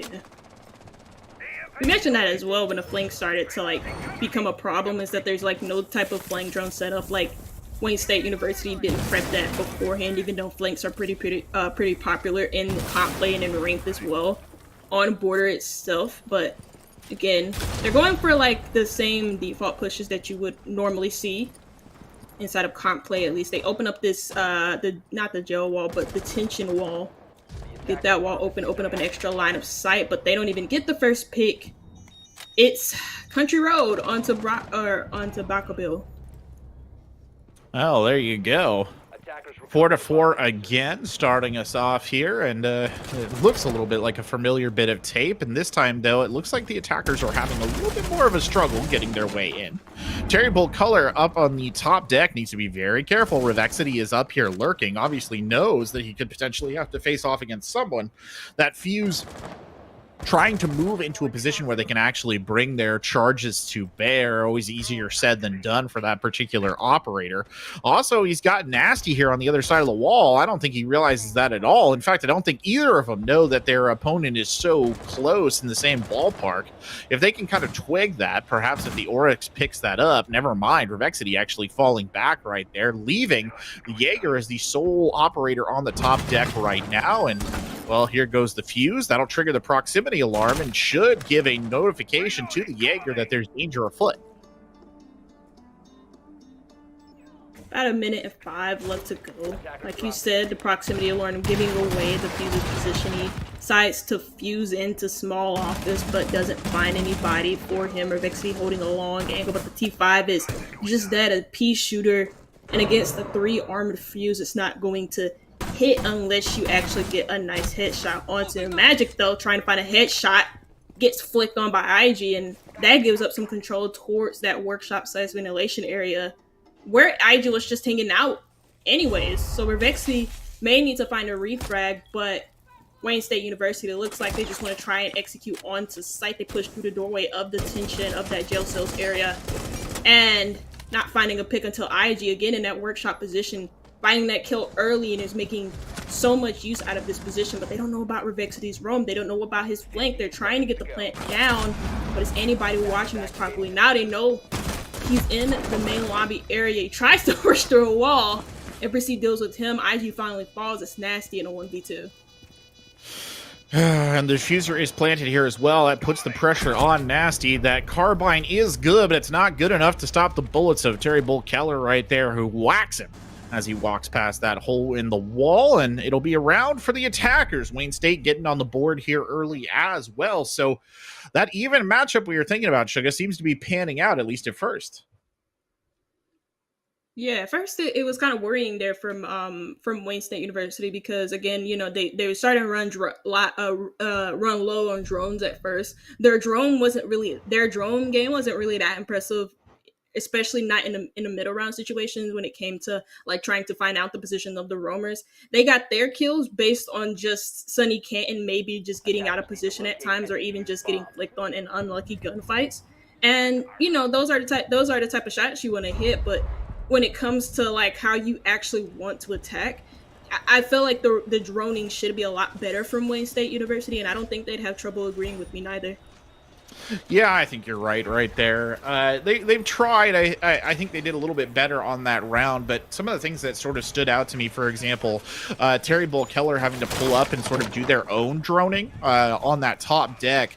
That's the kind of thing that you don't necessarily want your entries to have to be doing, right? Like somebody should really be providing the droning for them. Not that they shouldn't, can't use their own drones, but the idea would be that you don't want them kind of hanging out in a semi-dangerous position, just watching the drone roll through. So that's something that they need to keep in note as well, but still a good round win for them. We go downstairs to another bomb site now as the defenders set up here. They've got a rotate hole ready to go that actually allows them some sort of space to escape, really.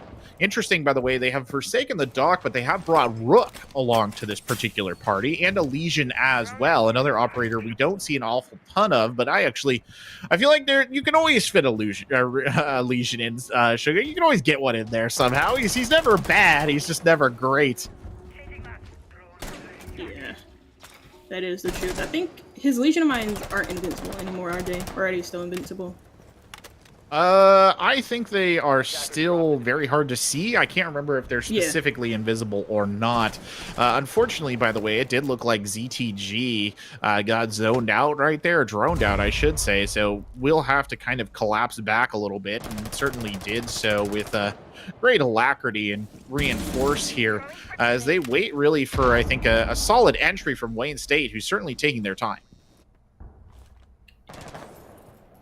Nobody's the only person on drones here. Actually, there's now 3 people on drones. As I look back over at the attacker side of things, Bakabil and Keller trying to drone out something so they can find at least something for Wayne State University to work off of. It doesn't seem like they want to go for the default. Since this is workshop, they're not going for like the default push onto the top floor. Of course, they do have the operators for that, the Sledge and the Fuse being the 2 main ones that catch my eye, of course.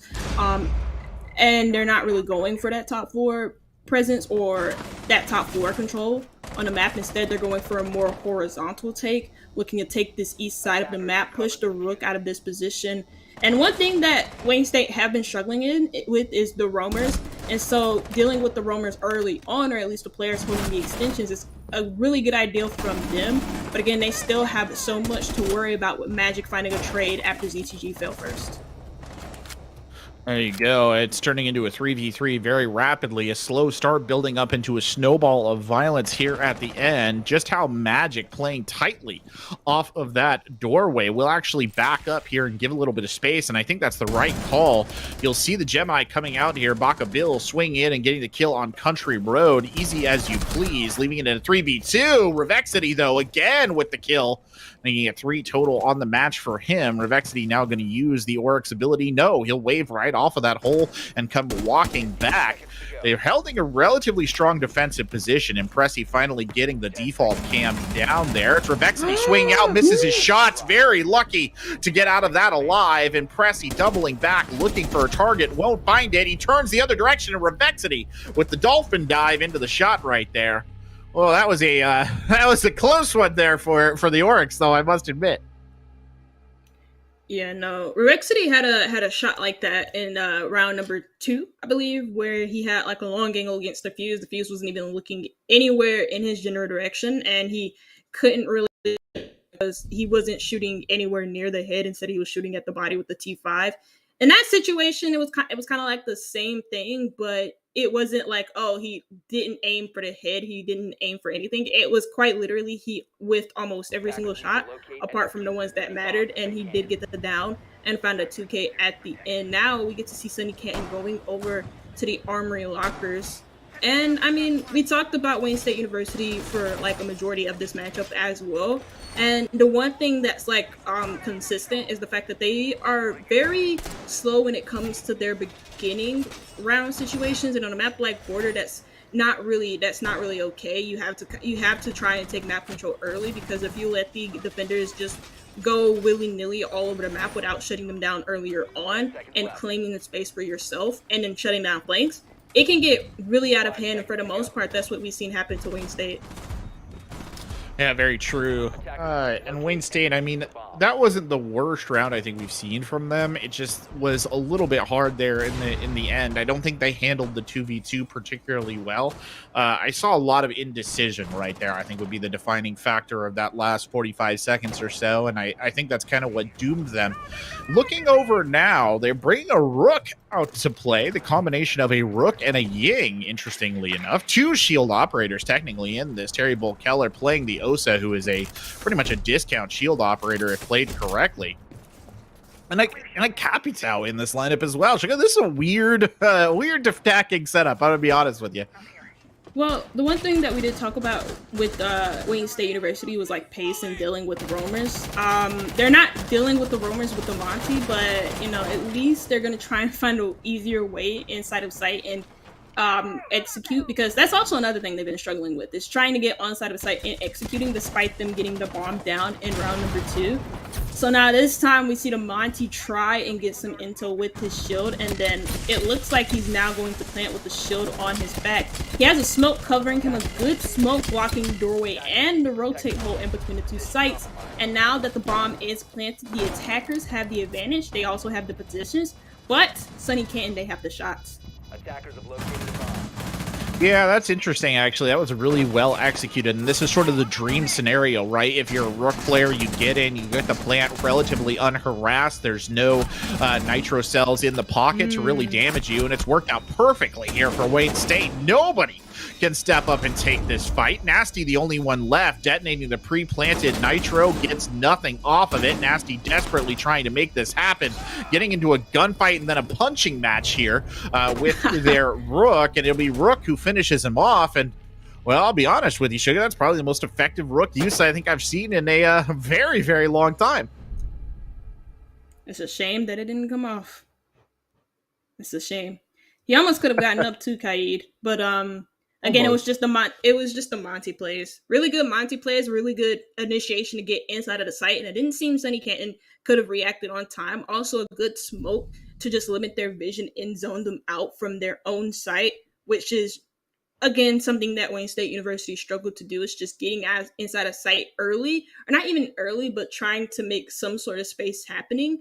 And the Monty afforded them so much space, because you're so afraid to like encounter any amount of space that the Monty is in or around, because you can just play some, because of the mind games that you play with him. And so they just played that to perfection. It was a really nice execution. Also, the backstab from Hollow as well from Armory, just to further confuse the defenders and throw them into further disarray, was cool as well.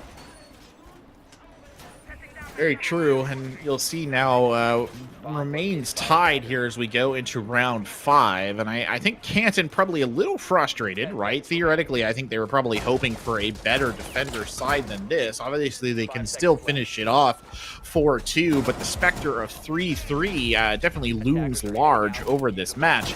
At the very least, though, they've been able to go back to Armory Archives again. I don't think you're going to see that Rook trick one more time. You're definitely not, because he's not in the lineup, but it wouldn't work even if he was. Sorry, did I say Rook? I meant Montaigne. Rook is actually in the lineup, which is probably what triggered that for the defenders, but IMZTG hasn't gotten a ton of value out of the scoped MP5 yet, so we'll see if this round is their round. Well, Revexity, again, he's doing the thing. Always.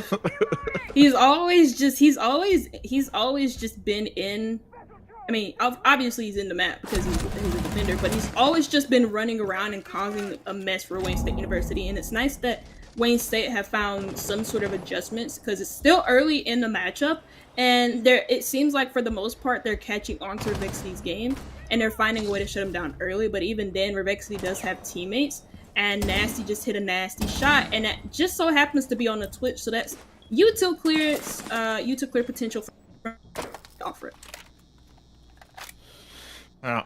Started off, as many of these rounds have, with a trading of first blows, 4-4 on the board right now. Just how magic there, not stepping out of cover. Nasty does, though, and gets iced by Impressi on the doorway. G36 in hand. First frag grenade over the top. Will there be another to follow it? Not at the moment, but I appreciate Impressi there laying down some rounds over towards the soft cover. Oh, good kill. Look at those trades. Back and forth across the board it goes. Revexity finishing the last one off there as IG swings in and gets I'm ZTG. That leaves a 2-1 here with Revexity, who has played this situation decently before, or something close to it, Sugar. So maybe, just maybe, they can make it happen again. Yeah, the only way he won this was because you explained it earlier, was the fact that Wayne State University had some indecisions on how they wanted to approach this. Plus, they weren't really working together. They just took the 1v1s and lost them to Revexity. Well, not really 1v1s because Revexity did shoot someone in the back in that round, but even then, regardless of that, still 1v1s. And this time, it seems like Wayne State University are wanting to work more together, executing towards that office site. And now that the smokes come out, it should give Revexity some sort of clue that, hey, look, you know, we are pushing here, but the smokes and the fires are providing some great zoning to just keep them back, force them to reposition. And this is exactly what the Capital wanted because he's expecting it, but he's missing a lot of his shots. Revexity downs him. 35 seconds left on the clock. Again, both players are taking their ones. Revexity low on HP, about to be on one if he keeps continuing to take these gunfights. Again, he's switching up his angle, but clock is ticking down. He has to find a shot. He has to hit it, but he was already screwed from the start. As soon as he crossed that doorway, I don't know if you saw, but the animation with the air jab blows him to smithereens, but it is Nomad to put him down. Good use of the air jab right there. Shows you why Nomad is quite an effective operator when used correctly. So no chance at a victory there for Revexity, though they certainly made a good effort of it. But we go back to the board one more time on this defensive half for Canton, a round that I would put pretty much in the must-win category for them right now. You see Wayne State here actually showing us some interesting choices. They had a Fuse in their initial lineup, which is an operator that, for the life of me, I don't think will be that valuable here. So we'll see if that'll shift out. Interesting choice to have ZTG come in on the Goyo. Now that's a choice I can get behind, Sugar. That's a good one. Get those Volcans in there. They're huge at delaying things like that. Montane push that we saw, that's not going to happen, hopefully, with the Goyo around, assuming things are placed where they should be, like exactly where he put a Volcan down. Attackers have located a bomb. Now we're going back to this cursed site of Warm Real Lockers. To be fair with you, I don't know why. I don't know what it is about this site. I think it's because it's played so much. Because I think it is the best. I think it is. Actually, no, I don't think this is the best site. I think Map Intelligence is the best site. But this site is played so much that a lot of teams know what to do when they play against it, unless you bring out some unique sort of setup with like a lot of stall potential, like an Izami and Castle, for example. But other than that, if you're not bringing any of those operators, or if you're not bringing a lot of stall potential, or if you're not playing the site properly at all, then Armory Lockers can be an impossible site to defend just because of how attacker side of border is and because of how overplayed this site is in general now. Though we do get to see the Ash take some space early on, and I mean this is what we like to see because Wayne State in the early rounds, they were so passive, and now that they're starting to let their wings fly a bit, but then they lose 2 bodies due to that. 3v3, but about 2 minutes 10 to go. A very aggressive early round posture right there. The Volcon triggered just inside the armory balcony door, and that'll leave Nasty there to hold it off. And Pressy actually has another grenade in the pocket. That'll come sailing in there as well. Goyo Flame's still present, though, so you can't quite move in there yet. Meanwhile, switching over, we'll see just at the metal detector here is Just How Magic, waiting on the hallway, taking a couple of shots right there. Can't find the kill that they're looking for. The CX Storm just not delivering in that context as Impressy wraps their way around the backside. Impressy now changing position once again, still engaged, looking out towards those metal detectors. No real openings here for Wayne State just yet. Oh yeah, keep this in mind as well. They have no nades. The wall is kited. And I mean, the nades aren't the most important part of this. Oh my god, Revexity. What are you doing? And Impressy probably just had a heart attack. I did too. But even then, they don't have any EMP impacts to get that main wall open, and so they have to readjust their push into the doorways of the site. And so that's why Baka Bill lost his life. I think he wanted to go for that office wall, but now that he's dead, he took that initial gunfight. He should have let the aggression to either the Nomad or the Ayana, more preferably the Ayana, because she doesn't really have anything apart from her clone. But instead, he loses his life. They can't get this wall open, so they have to funnel into the doorways, and all Nasty has to do with the lack of util on the attacker side, apart from 2 stuns, is just watch the doorway. But again, he doesn't even have any lines of sight on the walls in between sites. He's actually going to fall back. Nitro Cell. Oh, you're right. He's got a valid tool. He's got the Nitro Cell in the pocket. It actually comes sailing up right there. Unfortunately, won't secure the kill, and the payoff for that play is nil. As now Nasty has to fight their way back onto the point, walking into a hallway where they're being covered by the gun of the Nomad. A complete rotate here from Nasty. Can't confirm the shots. Won't actually get the Iana down, and this is just getting worse and worse here for the Kaid. Out comes Nasty around the corner, gets one. He's still got to get another one, though, in the form of the Nomad. It's all down to him in this 1v1. The plant is out. 23 seconds left on the clock. IG tucked up in the corner of Armory, just waiting for the opportunity. Nasty steps in, gets hit by the air jab, and another air jab round win for IG. Beautifully done as Wayne State takes it 4-2 on the attack. Oof. I mean, it's good repositioning there from the Nomad as well at the end. Didn't hide in this expecting corner, instead played behind her air jabs, put one air jab on the door, so just in case Nasty shot it, at least she would have a clue of where he was at in Fountains. And then the second air jab being placed on the doorway separating Fountains from office, so that, you know, once that Oryx does pass through there, he gets what's the saying? He gets Kool-Aid Man. But instead of him actually using his ability to do that, he's getting launched by like a little sticky bomb thing. Reverse Kool-Aid Man. Reverse Kool-Aid Man. Yeah, that's perfect. But like, one thing that you can like bring for criticism in that round for Wayne State University is just, I mean, the lack of util clears as well, because for the most part they didn't really have anything to deal with the wall, and even though most of the operators did die as well, they didn't have any operators, most importantly. No Thatcher, no EMP impacts to get rid of the Kaid clause, and that's what they were trying to go for. They were trying to get that main wall open, and so they had to reroute their push, and then it just led them right into the waiting arms of Sunny Canton, who at the end there couldn't necessarily hit their shots. And so Wayne State University now switching over to defense, picking this Armory Locker site. Yeah, I mean, this is a logical place to start off on the defense. I will say maybe one of the criticisms we could level at Canton is they just kept going back to the well on this site, I think, for those last 2 rounds, and it didn't really work out either time, especially when they desperately needed a 3-3. The decision obviously feels like this is the choice you have to make because this is the defensive site on this map, but definitely something to consider. Taking a look at the attacking lineup of Canton, it's pretty straightforward, pretty meta stuff. And already the Gemini getting blasted right there to give them a little bit of intel, and the Claymores going down as well. Over on the defensive side, it's also quite meta, all things considered. Interesting to see Terry Bullkeller on the Maestro here, who remains a popular choice on the Armory site for a variety of reasons. You can get some pretty good Maestro cam placements here if you really try. And Pressy now swinging out into the hallway, and it's a bit of a slow start here for Canton, much like what we saw from some of these Wayne State rounds. Yeah.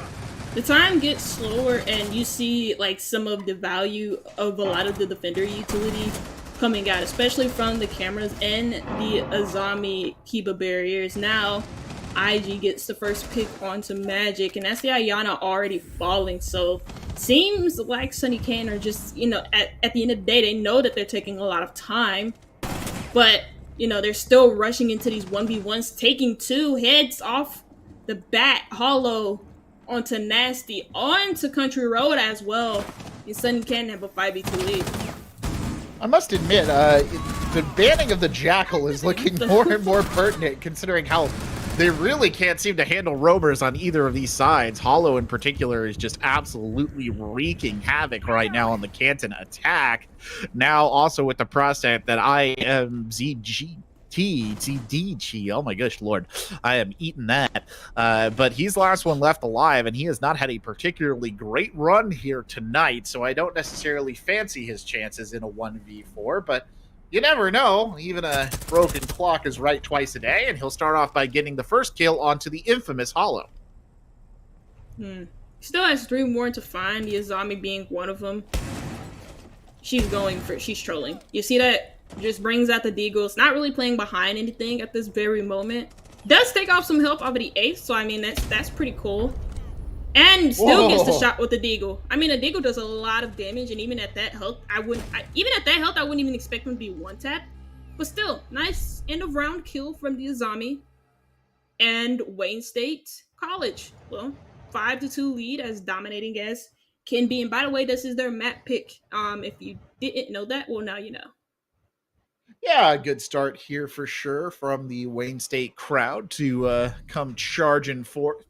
They got to be happy about this. And unfortunately for Sunny Canton, it is looking like they might be the slightly weaker team in this matchup. But I'm going to be honest with you, Sugar. Border is just such a strange map, really kind of out of the realm of the usual plays, that it might be almost a map-based scenario for why this isn't going so well. That said, Wayne State, speaking of things that are a little bit outside of the usual plays, hell of a lineup they've got together right here for their defensive side. 2 big roaming presences here. You've got Hollow and you've got Impressy. Then you have a Capkin in the mix as well, because why not? And another sort of Terry Bullkeller on the Aruni, and then finally the Jaeger. No real anchor, but really leaning into that dispersed, aggressive gunfight play that seems to be working out pretty well for them. Yeah, I mean, in the last round, you just saw them swinging and hooting and hollering at Sunny Canton. You're right. And they weren't necessarily punished for it. So if they're like you'll see it a lot of times in comp play. If a team is not punished for doing something that's like out of the ordinary or stupid, they're gonna keep doing it. And even though I wouldn't even necessarily say this is stupid, the only thing I say is stupid is the Caveira, because it's for obvious reasons. Caveira doesn't have good guns, and then her special ability or her utility, quote unquote, isn't really good. It's very, very selfish, very, very self-centered. And even then you could say the same thing for Visual, but at least Visual can hide from drones, and he can waste a lot of time with his signal disruptors. Caveira can't necessarily do that. All she can do is silent step. That's it. That's the sentence. The extent. Yeah, fair enough. I mean, you'll see now how this attack gets off to its go-ahead. It's actually Country Road who strikes early, a name that we haven't heard too much, but has put up a respectable 4 kills there, and he'll start off by eliminating IG, who is the second to the top in terms of kills over on the Wayne State side. Oh, ZTG getting on the board there as well, breaking the breadstick with a kill on Baka Bill. Hollow, though, still fighting, and ZTG on the back of doing something good, turns around and kills his teammate. Fortunately, the rest of Canton doesn't seem to be too intimidated by it. They'll come rolling in. And now it turns into an effective 2v3. Revexity is down, but not out, as Impressi and Terry Bull Keller muster together. They'll go ahead and get the revive on Revexity. Revexity is back to 25 HP, but most importantly, that does make the man count for V2. Both Impressi and Terrible Killer now on full HP, or they have been on full HP for the majority of that round. And we just saw Impressi take a nice gunfight. Terrible Killer couldn't even get himself into a gunfight. And Sunny Canton take the third round. Oh, there you go. Round number 9. Canton has to be happy that they managed to get another one up on the board, but they still have a heck of a hill to climb. It was a bit ugly there, too, at times, but a win, I guess, is a win. However you get it. Round 9 on the books, and you'll want to see if Wayne State makes any sort of significant changes here to the defensive lineup. Interesting, still coming out with a Capkin in tow. They must have a soft spot for this operator.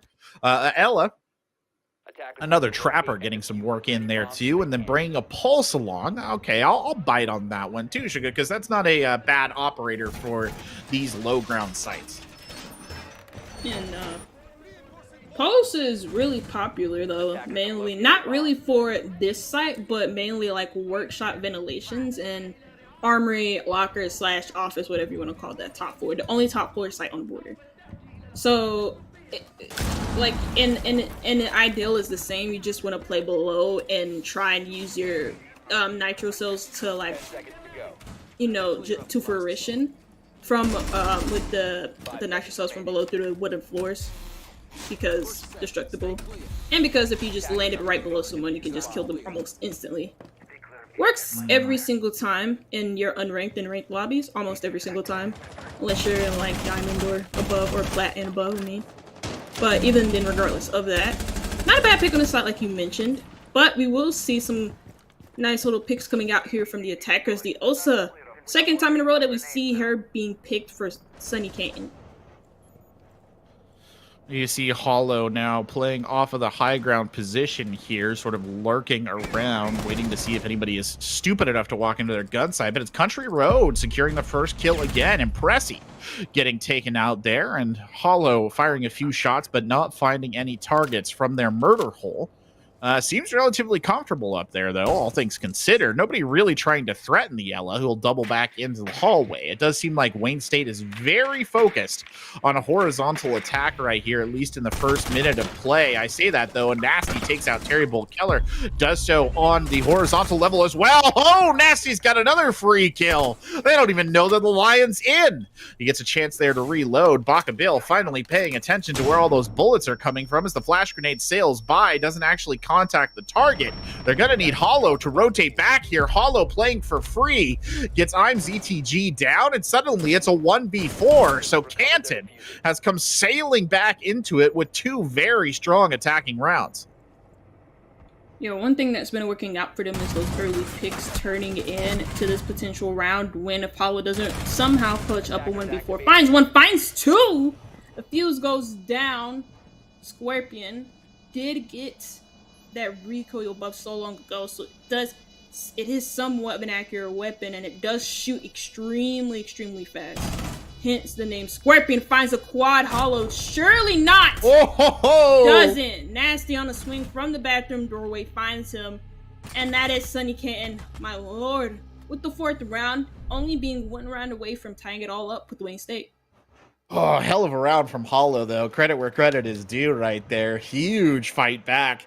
And again, well, I was just going to say it, roamers continuing to be very impactful in all of these rounds here on Border. Simply nobody doing any sort of roam clear whatsoever allows people like Hollow to make those kind of plays. So here we sit. Got to be a little bit frustrating for Wayne State right there, because it looked like they were about to have a glorious comeback moment, and it sort of got snatched from their jaws. But, you know, as much as I credit Hollow, I got to credit Nasty as well, who played that perfectly, really just got in behind his opponents, and they just did not twig where that lion was going. But it's back up to Armory, the Maestro in play. And this is one of those cheeky camera spots I was talking about, by the way. Terry Bull Keller throwing that Maestro cam up there. Such a good position. And allows you to cover the primary bomb site pretty well. Another thing about the last round too is how well Sunny Canton dealt with that horizontal and the horizontal hold and the extension on the offsite. Like again, that was a situation where we saw Country Road get the first pick in 2 rounds in a row.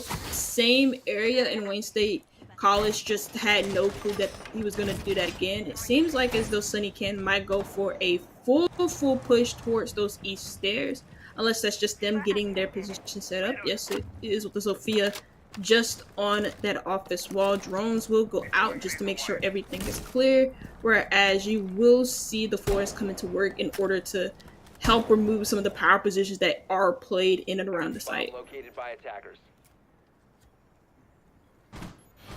Well, taking it in here about 40 seconds into the round. No sudden burst of action, no peaks, no early engages. Just as I say it, though, it'll be Hollow who gets the first kill. Just how magic. The first of the entry fraggers here will be taken out.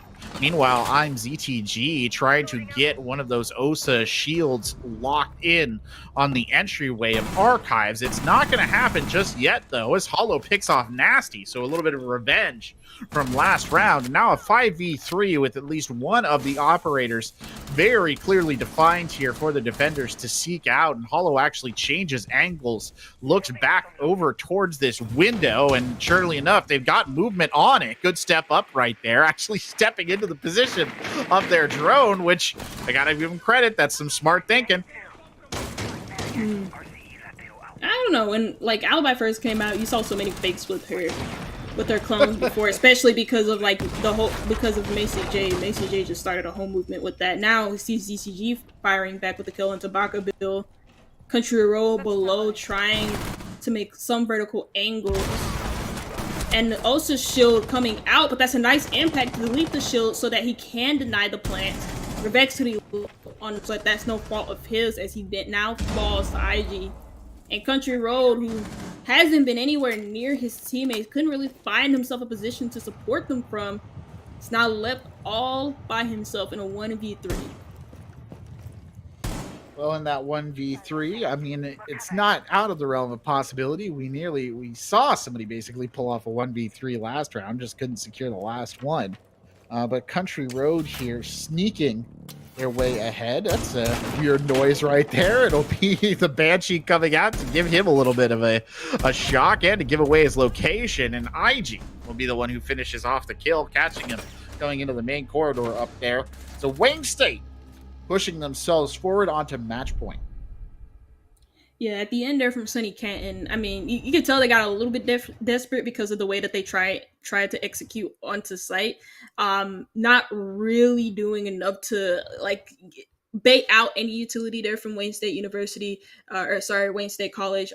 Like no impacts, no nitro cells. There could have been a high possibility of Wayne State College using nitro cells in that situation, but instead they just kind of like panicked, set the shield up, tried to get a plant down. Couldn't because it got impacted. Revexity, who was on that window for a while, wasn't really watching anything, wasn't really watching the cross. The explosion happened right in front of his face, so I could understand the confusion just a little bit. But even then, those early kills at the beginning of that round for Sunny Canton really made that round fall apart, because you can tell that when those two players died, they didn't really have a plan for how to deal with Hollow, who was mostly by himself in the office site too. So pretty interesting stuff there. But now Wayne State College going back to back in tellers. And the last time we saw this site, it was that 1v4 almost clutch from Hollow on the same site. So, and you know, Sunny Canton, the one thing that I did like compliment them on was their extent, was the way that they cleared the horizontal hold from Wayne State College earlier on, because Wayne State College weren't necessarily together when it came to that extension neither. So they were able to isolate the picks early, win their gunfights, and win the round after Nasty got, you know, a nice 1v1 clutch against Hollow. 5-5 here at the start of the round. Nothing exciting of note. Oh, Hollow nearly gets caught right there. Worth pointing out, by the way, Hollow 18 kills on, barely avoiding gunfire here, but a very impressive map from the player from Wayne State. Hollow now having to watch multiple directions, actually, as Country Road continues to destroy some default cams and blow some holes in barricades. Unfortunately, won't press the matter, which means that Hollow, if he's lucky, might actually get a free kill from this. Hollow creeping up to that window, which is now partially open. Hollow looks the wrong way, and the bullets go past, and Country Road secures a vital kill. The top fragger of Wayne State dying first in this critical match point round, and then I'm ZTG doubles down and takes Terry Bull Keller down as well. Yeah, one thing that we said for both teams is their lack of a full clear around the map. Country Road was sent upstairs just to kind of counter that, because he knows that on the round, or on that last round on the same site, that they only had one roamer upstairs, and that was Hollow. So now that they deleted that lone roamer who was by himself on the upstairs, now that they deleted him, all they got to worry about is the horizontal pressure coming in from Wayne State, because they're not gonna go upstairs because they were never upstairs, and in the first place they can't really do anything from up there anyways. But even regardless of that, Country Road, who's planting, Ija finds him. He finds two as well, and it's up to Revexity in the 1v3. He is the sledge. He could have made some vertical angles, but not above this side. It's only above bathroom.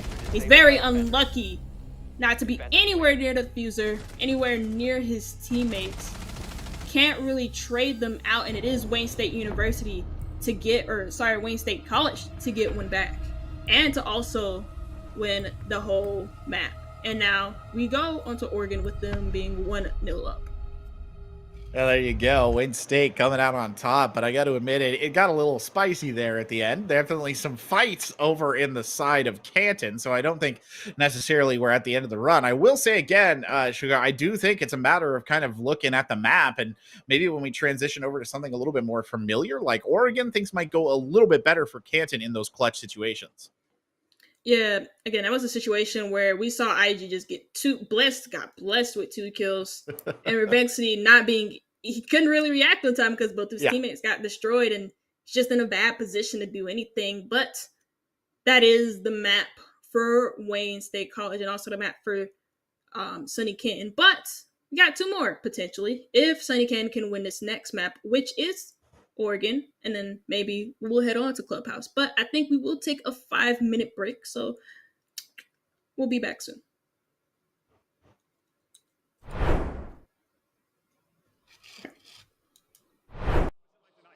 For 2 minutes, for 30 seconds maybe. What was it like? Probably bliss. I was signing a mouse pad, which is really cool. I've never done that before. Nobody's ever asked me for a signature, so I'm gonna start blushing. But I'm really excited about that. And then he wants a picture. Can you take a picture of us? I said, "Is it bad?" She went, "No."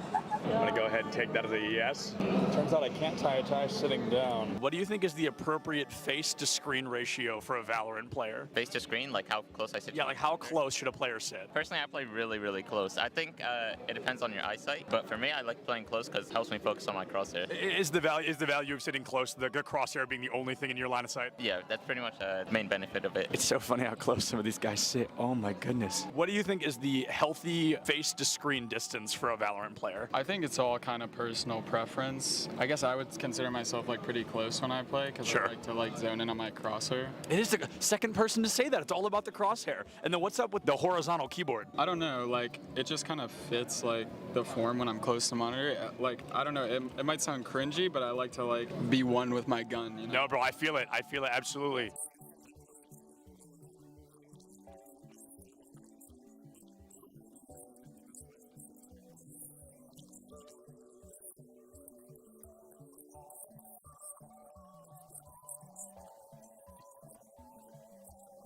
What is going on, everybody? I am here with some UCF fans. How are we feeling about UCF? Let's go! Let's go! We've got a bunch of UCF fans in the crowd right now. UCF, they're up by a single game. They're looking to find their third and possibly final, secure a spot moving forward. Things looking great for them against Northwood here today. This guy's playing Minecraft right now. He keeps double building instead of placing the dirt. Pressure's on, man. Everybody's watching. Just kidding. Just me. Cameraman's not over here. Just kidding. He's behind you. There's actually always cameras on you if I'm around. Do you double build all of those? No excuses, bro. Your college esports Minecraft team absolutely rolled. L after L here. Let's hope UCF has a little better luck on stage, huh?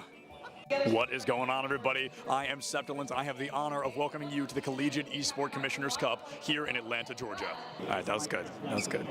Good content, good content.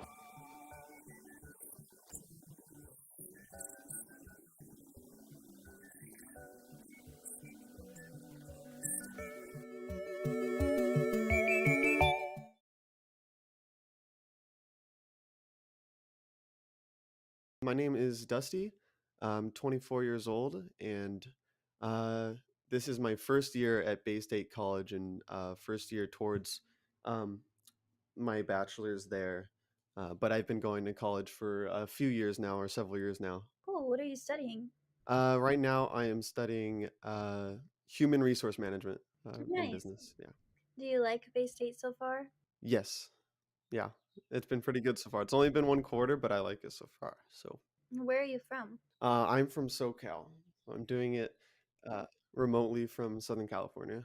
So, what games do you play? What's your main game? My main game is Smash Brothers, and that's what I compete in. So Super Smash Brothers Ultimate. Okay. What character do you like? Wii Fit Trainer is my main character. So, how has it been being part of a collegiate team at Bay State? Have you been on a collegiate team before? I've been on teams before. I don't know if I've been on a collegiate team before. I think this is my first collegiate team, but it is really nice, and the teammates are really supportive, and I've met some cool people, so that's nice. But I definitely do have experience like with teams, so it's nothing like super new, but it's always good to be in a team, have that support. A fresh team. Yeah, that's cool. So, how long have you been playing Smash? I've been playing Smash for about like 7-ish years now. Well, I've kind of played it since I was like really young, but like competitively, I've played it like 7 years. I played since the release of Smash 4, which was the previous Smash game, and now I've played into Ultimate, so quite a while. What has been your proudest moment since playing Smash? That's hard to say because I've honestly had a lot of good moments. It's just I feel like every other week or every other month I have a new moment where I'm like, wow, that's the best I've ever played, which feels good and makes it, I keep going for stuff like that. But every time I play a tournament set and it feels really good and I feel like I'm playing the best I've ever played, probably each of those consecutive moments. I just had a tournament a couple weekends ago in Las Vegas where I placed 9th out of nearly 400, I think, and I think that was one of the best I've ever played. And that felt really good, so that was a really big accomplishment for me. So you would definitely say over the past 7 years, you said that you've grown a lot in the game? Yeah, I think I've grown a lot in the game, and I think I've also grown a lot just as a person too. Just like competition in general, there's like a lot of learning, and there's a lot of ways to approach it. I've learned how to teach other people as well, because I do coaching as well, stuff like that. So I've learned a lot through Smash. Yeah. Mm-hmm. How long have you been doing the coaching part? Coaching, I've been doing maybe a year and a half-ish, maybe almost 2 years. I'm actually not sure on the number. I think a year-ish, year and a half is probably closer to the right one. But yeah, that's been a lot of fun too. It's really interesting because it gives you a different perspective on the game, and not only are you helping other people, but you kind of help yourself in a way too, because you can kind of see things from a different perspective, so. How would you describe yourself? Do you like competing more or playing for fun, or? I'm definitely more of a competitor. Ever since I was young, like I remember playing like board games with like friends or something. I think I was waiting for them to play, and I think some of them were playing like just like house rules or whatever, and I was like really, really young, and it like made me upset. I'm like, you guys aren't playing it the right way or whatever. But like I've always been a competitor, but at the same time, like you have to have fun, because if you're only a competitor and you're only competing and it's all seriousness, like it's there's like a limit to that. So like you have to have fun. So Definitely both, but I definitely lean towards the competitive sides of things. I like optimizing things and seeing the best thing you can do, because it all started out with like it all started out with it just being fun. Because when I was younger, I played different games, and I originally just played them for fun, and I played them all the time. But I played them so often, and I got so good at them to the point where uh, it just started to naturally lean into the competitive side of things. And I was so good to the point where I was like, oh, okay, what can I do to make myself like better, and how can I see this as like something I can improve at? So it kind of made like a transition a little bit, but so it's both. If you were to give someone advice who may be looking into joining an esports team, but they're kind of on the fence, what would you tell them? My advice would be to really like think over what they're looking for, like in not only in the collegiate esports team but in school as well, and like see like exactly does this line up with what they really want, and just to figure out what they really want, and if it's going to be a good decision, from like a scholarly standpoint and from like a financial standpoint, because there's a lot of things to consider. Like I thought it over a lot before I realized, okay, yes, this is a really good decision, I should go for this. Hello, ladies and gentlemen, and welcome back to the ECAC here, week 5 of Rainbow Six Siege competition. It's Wayne State versus Canton here tonight. Border going the way of Wayne State, but we're on to Oregon now. I'm Corbeck. Suga is alongside of me, and what do you think we're going to see here as we plow ahead into this Oregon map?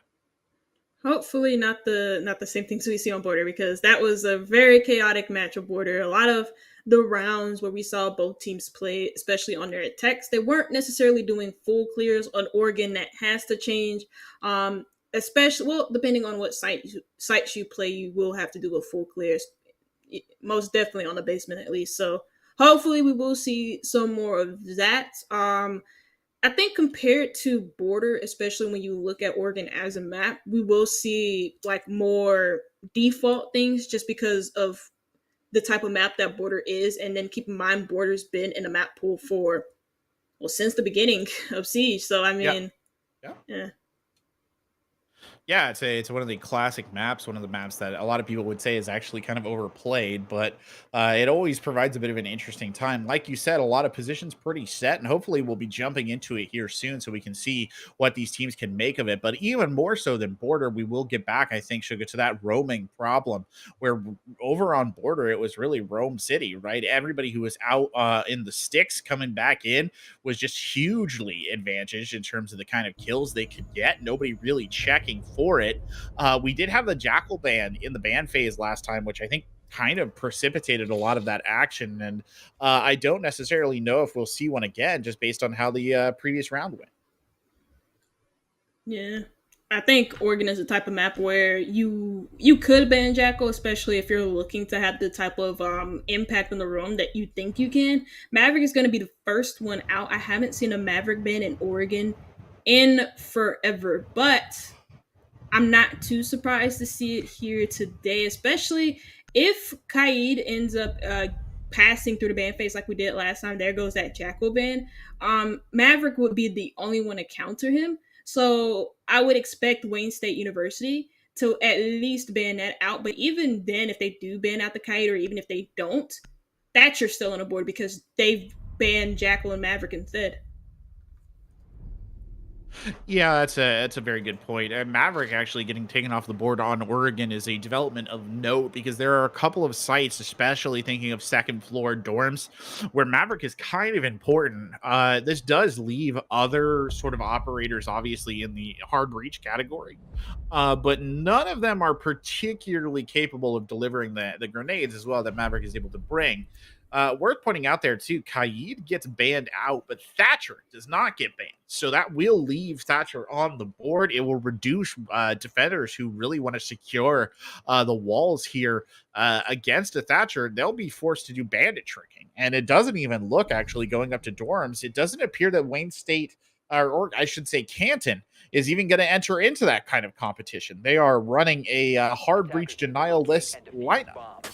Yeah, I mean, last map on Border, even though, because I believe the bans were not the same. I have to take a look, but Yeah, even though like Kaid was on the board, he wasn't banned on border. We didn't get to see Kaid a lot, especially not from Sunny Canton on their defenses. We got to see it from Wayne State College on their defenses, and it was quite disruptive to what Sunny Canton wanted to do in a couple of situations. So, I mean, I'm not too surprised to see Sunny Canton not running it. They are running a lot of like operators that can waste a lot of time, such as the Goyo, such as the Capkin, because with the Capkin you're stuck checking your doors. With the Goyo, those canisters, the Vulcan canisters, which you can now place on walls. That happened a long time ago if you haven't been updated on Siege. But also a big change that came to those Vulcan canisters a long time ago was not only the fact that you can place them on the walls or on the floors, but also the fact that they last 20 goddamn seconds. So I mean, yeah. There you go. Hollow coming up hard on the steps as the Ash gets wasted immediately by Country Road, who just sort of leans around the corner and lays down the law there with the DMR. And that's a bad start for Wayne State, getting worse as IG gets vaporized in the doorway by a Capkin trap. And well, we don't see Capkin traps hit an awful lot, but when they hit in pairs like that, they do tend to kill. And that now just leaves 3 attackers on the board. They haven't even managed to get into the closet yet, but they will actually manage to get a fuse charge out, aiming downwards, though. It annihilates absolutely no one, and the second one coming in here as well annihilates absolutely no one either. Well, that's a bit disappointing there from the fuse charges. I was kind of hoping we'd see something a little bit more. Baka Bill here pushing forward, but it's Impressy who goes down. Terry Bull Keller quick to trade that one back, and then it's a 1v4, a scenario we have seen many times before tonight. Yep. And the diffuser is in control of the defenders. You saw Country Road just above it, pinging it, letting his teammates know that, hey guys, the diffuser is on me. It's now up to Terry Bull Keller, but he has a tall task ahead of him, as again, most of his teammates died before they even got a chance to really use their utility properly. I mean, the Fuse at least got to put his hard breach gadgets, or the can openers, as a lot of people would call them, onto the walls, but that's for naught, because without the proper amount of bodies, without the proper amount of controls, you can't do jack diddly squat. Even though Sunny Canton, they didn't run any type of denial. They opened up the attic wall as well. There was no pressure from Wayne State on Big Tower. The one thing that won them the round was just early aggression that wasn't expected by Wayne State University. They seemed to be taken off guard. They lost their early gunfights, and thus they lost a lot of important operators early on. Most importantly, the Nook that was banned in the last map, and the Ash as well. And also, just to talk about the ban phase just a little while longer, Nook is left unbanned on this map, but she was banned on Oregon, which is crazy. I mean, then she was banned on border, which is crazy to me. Yeah, she feels like a much more impactful operator on this Oregon map, though we certainly didn't see it round 1. I mean, the fact still stands. This is a much better map for her particular brand of mischief. So we'll see if they manage to get any plays off of it. I say that, though, Wayne State not even diving back into the pool of Nook for this basement site. They're coming instead with a Nomad, a Flores, who is another operator who actually gets banned an awful lot here on this Oregon map, who's in the wild. Good little combo they've got right there. Finka still running an LMG, which is an interesting choice from Hollow. We don't see that often. And I will point out, on the side of Canton, they have nothing in terms of drone defense. No Mozzie, no Mute, nothing like that. So really, the Roteros here from Terry Bull Keller should have free reign to be as damaging as possible on this particular site. Oh, way too wide of a swing there from Nasty. Bit off far more than he can chew. Yeah, that's not ideal. And now we see the smoke fall early on. So I mean, he didn't even get a chance to use his util on the smoke. And keep in mind that when the boosts from the stems are used from the Finka, if she ingests that smoke, she ingests it a lot faster, thus losing health a lot faster when she uses those smokes. And guess what? Now that Elbow is in the control of the attackers, the defense can't reinforce this back up, so they are forced to take gunfights in order to fight for control back. They tried to somehow ZTG wins that against Hollow, retakes the elbow position, finds a second big 2K from him, tripling around for the Goyo as we end up in a 2v2.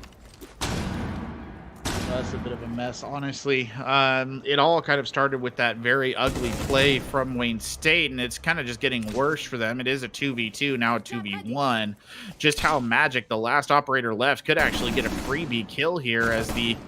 Oh, unfortunately, the alibi swung out just half a second too late. Now their position is very obvious. They only have a few options for how they can really fight their way back into this. They do have 2 impact grenades, though. They might be able to use those, and they will actually knock the Nomad, so they'll turn it into a 1v1. Terry Bull Keller here with the AR-33 versus the CX Storm of Just How Magic. Just How Magic creeping up to the wall line, looking maybe to finish off their victim. Can't quite get it. Not as if Terry Bull Keller is in a position to get the res, and that'll start the defuse timer as well. Well, he's stuck between a rock and a hard spot. I mean, it is a 1v1, so this is very possible. Both players are on full HP. He knows that one of them is down due to the blood trails. Is going to try and make his own rotation. Maybe can turn this into a bit of bait, especially if the head of the attacker turns, but Keller is keeping his discipline. Also has a, no, sorry, I thought that was a mirror window, but mirror is banned. It was just the way that the wall was formed. The air jab gives away the position of Just How Magic, but he doesn't keep his gun up despite getting enough time to get up. Even though the air jab was used, and even though it did activate, Flores didn't swing off of that immediately, so it gave the alibi more time to actually get back up on her feet. And then when he did, he didn't even have his gun up, even though he was like trying to, I guess, quick peek that just so he can figure out the exact position. But even then, he exposed himself a little bit too much, and it's Wayne State College to tie up the game.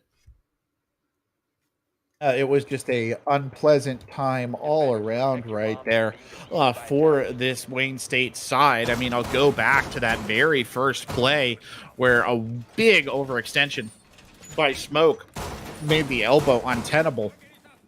Just not the kind of stuff that you want to see. And in all honesty, Wayne State probably lucky that didn't go worse in terms of they at least managed to boil it down to a 1v1.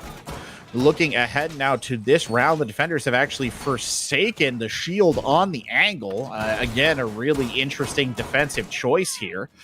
They do have Country Road still with the ADSs. They are still leaving the elbow open, but they're putting 1 Volcan canister there, and that's it. So that is an interesting defensive setup. I do not know what to make of that, Sugar. I really don't. I don't know what to make of the defense neither. Not only that, but also how far off site they are. And then you look at Wayne State's college's lineup, and it's so execution heavy. You look at the not the Nook, but you look at the Blitz. You look at the Flores. You look at the Sens. You could even say that Sledge could be even a part of the execution phase, just because of his nades and because he can like force defenders back with those nades, and he has a good gun to hold long angles. But even then, Sunny can. They have a wide roam, is what is as nasty. He finds himself into small tower, not a good position for any defender to be in, but Hollow finds the first pick. And now we see the execution come into full force as Wayne State, they find themselves inside of sight. Well, that's funny. Pacaville coming in. They've got a Sens here as well. What an interesting selection of attacking operators they're showing, all allowing them to do some serious magic right here, and it's working out very well. The Sens actually coming in huge right there, allowing Terry Bull Killer to pick one, gets another one as well. It's everybody dead except for Just How Magic, who swings out, gets IG, and here comes the Blitz to finish it off. Just How Magic battered down. And let me just illustrate, by the way, that is the danger of leaving that elbow open with no shield and no real defender there. That's why you don't do that, because something, well, basically just like that can happen. Yeah, it was a curious setup. I don't think nobody is going to question. Oh, they might question Sunny Canton, but they're not going to question us when they're not going to question me when I say that. That was a questionable setup from Sunny Canton that got exploited by Wayne State College. No real elbow hood, and again, if you don't want to hold onto elbow, you got to close it off. You got to close it off, because once the attackers, unless you have somebody actively on that freezer dory watching it so that they can activate the Goyo canister, which I didn't see anybody near. Unless you have that locked down, then you don't really have any use for elbow, especially if you don't want to hold on to it as heavily. The smoke in the last round on the basement site where, you know, we saw Nasty just run out, he could have been used for insight, especially if you don't want to hold on to elbow. And Sunny Canton, again, that's a position that got exposed. The attackers took control of it, and they completely tore your defense apart. And on top of that, no site presence neither. Only had about maybe 1 to 2 players on site, and gave Wayne State College free reign all over it. And it's the second round in a row that we see, second round in a row that we see Wayne State University or Wayne State College, and it comes on the same side of basement. And that's why we see Sunny Canton with the site change. Indeed. Well, back we go for round number 4 here. Wayne State doing well on its attack, but not so well as to not have some serious challenges in mind. Hollow breaching the armory early on. For a reminder of those of you who were watching last map or are just tuning in, Hollow was the kill leader for Wayne State by a pretty significant margin. Looks like they're trying to work up to again. How is that not a headshot? Well, it might just be Just How Magic somehow avoiding that is the answer to the question. Impressy now swinging up into Armory as well as the contingent of Wayne State forces in this area grows ever stronger. They will finally take down the default cam as well. And another launch there to continue to pave the way, but they're not watching the stairs. Impressy walks up and finishes one off, and then will get killed in turn. Hollow on the wide rotate. And now Terry Bullkeller getting in on the action as well. That flank, that kill on the flank player just opened up so many possibilities here for Wayne State College. But Hollow, I mean, just as you praised him earlier on, I think there is some criticism to be had because he's the only player to push inside of sight with no real backup, and he dies to a nitro. So now we see a 3v2 in favor of Wayne State, but they have 2 players on either side of them, and this could be easily clutchable. And I mean, that's one of the reasons why, because if they're able to take their 1v1s and win them, well, Wayne State College would be stuck in the rock between a hard spot, but that's a crucial one to win. Revexy is still on the flank. This has to be communicated. They have to know about this. And he also can't quite get the plant down, can't quite move, isn't quite shooting neither. I think that was just a little bit of a lag spike as Revexy does the drop shot on him. Now we see IG and Revexy in a 1v1. Yeah, and IG actually doesn't have the bomb here, though. There is that Claymore across the door. Whoa, no, wrong decision. Steps forward just a little too far, does the Oryx, and gets caught by some fire. They didn't even notice, and it looks like lag is becoming a serious issue here. Hollow, the one who brings it up, so I don't know if we're cruising for a rehost or not, but I don't know if we can blame that one on Revexity lagging or Revexity not just realizing exactly how far that Volcon's fire spreads, but in either case, it did not work out in Revexity's favor. Wayne State up now 3 rounds on the attack. Again, the defense for SUNY or for Canton not looking particularly hot here. They really haven't got the kind of rounds that they wanted. Their defense of the core bomb sites has been, I'd argue, kind of subpar at best. And their roam game, I don't actually think has had a huge impact, kind of like it did over on Border either. I mean, Revexity getting back in the swing of things a little bit right there, but if you look at those 2 basement runs, Sugar, really nothing coming off the roam. Yeah, I mean, in those 2 basement rounds, or at least in the second basement round, Sunny Canton invested so much into the roam, they barely had anybody on site. They expected Wayne State to encounter them on the roam, and they expected to take head-on gunfights with them. But with the lineup that Wayne State University or Wayne State College had, it wasn't meant to be. They had the blitz, they had the sins. Of course, they weren't gonna go and encounter the roam game if there wasn't no site presence. Instead, they were gonna execute onto site. In that situation, we just saw the roam shut down almost immediately. They did grab the Amaro, they did grab the first pick. But the Amaro is hardly a very important operator on the site unless you look to execute on to the west side of the map with the Ying combo, combined with the Amaro. But we didn't see that, so it's irrelevant at this point. I mean, again, the roam not really working out. Wayne State, well, they find the lead through Hollow, who grabs 2. but he oversteps his boundaries. And it's a quick trade from ZZG, but the damage has already been done. The attackers bombed Well, it's ugly, ugly, ugly all around right there, but that may have been the ugliest moment. ZTG managed to slip inside the turn radius of the aim right there for the Wayne State attacker. Gets the kill, and Pressy, the last one left alive here. The default cam only now going down. Cooks a frag and throws it back down the stairs, and instead it's Nasty with a nasty nitro cell from below right there to finish it off. Well, Sunny Can, they found a round back. The worst they can do is have a 4-2 half. And going on to the attacker side on the attack side of Oregon is not ideal to be down by a deficit of 4-2, especially with how the defender side of Oregon is. Yes, it is a pretty default map in the competitive pool, but teams still struggle to attack on this map. They really do struggle to attack on this map, I'm gonna be honest with you. So you'll see a lot of the times that offense, or even you'll see some teams when they pick the attacker half, they'll try and get an advantage or maybe get a 3-3 half, and then you'll see them quickly pick it up on a defense, because that's how the defender side of Oregon is. Now, we see Sunny Ken going back to the basement side for the last round before the halftime switch. And, I mean, they're already changing some things up. Most importantly, the one thing that we complained about the most was that elbow position. It seems like now they're going to reinforce that off. Place a mute jammer there. They don't want really anything to do with an elbow hold, so they're not going to leave that spot open and up for grabs so as easily as they did in the previous 2 basement rounds.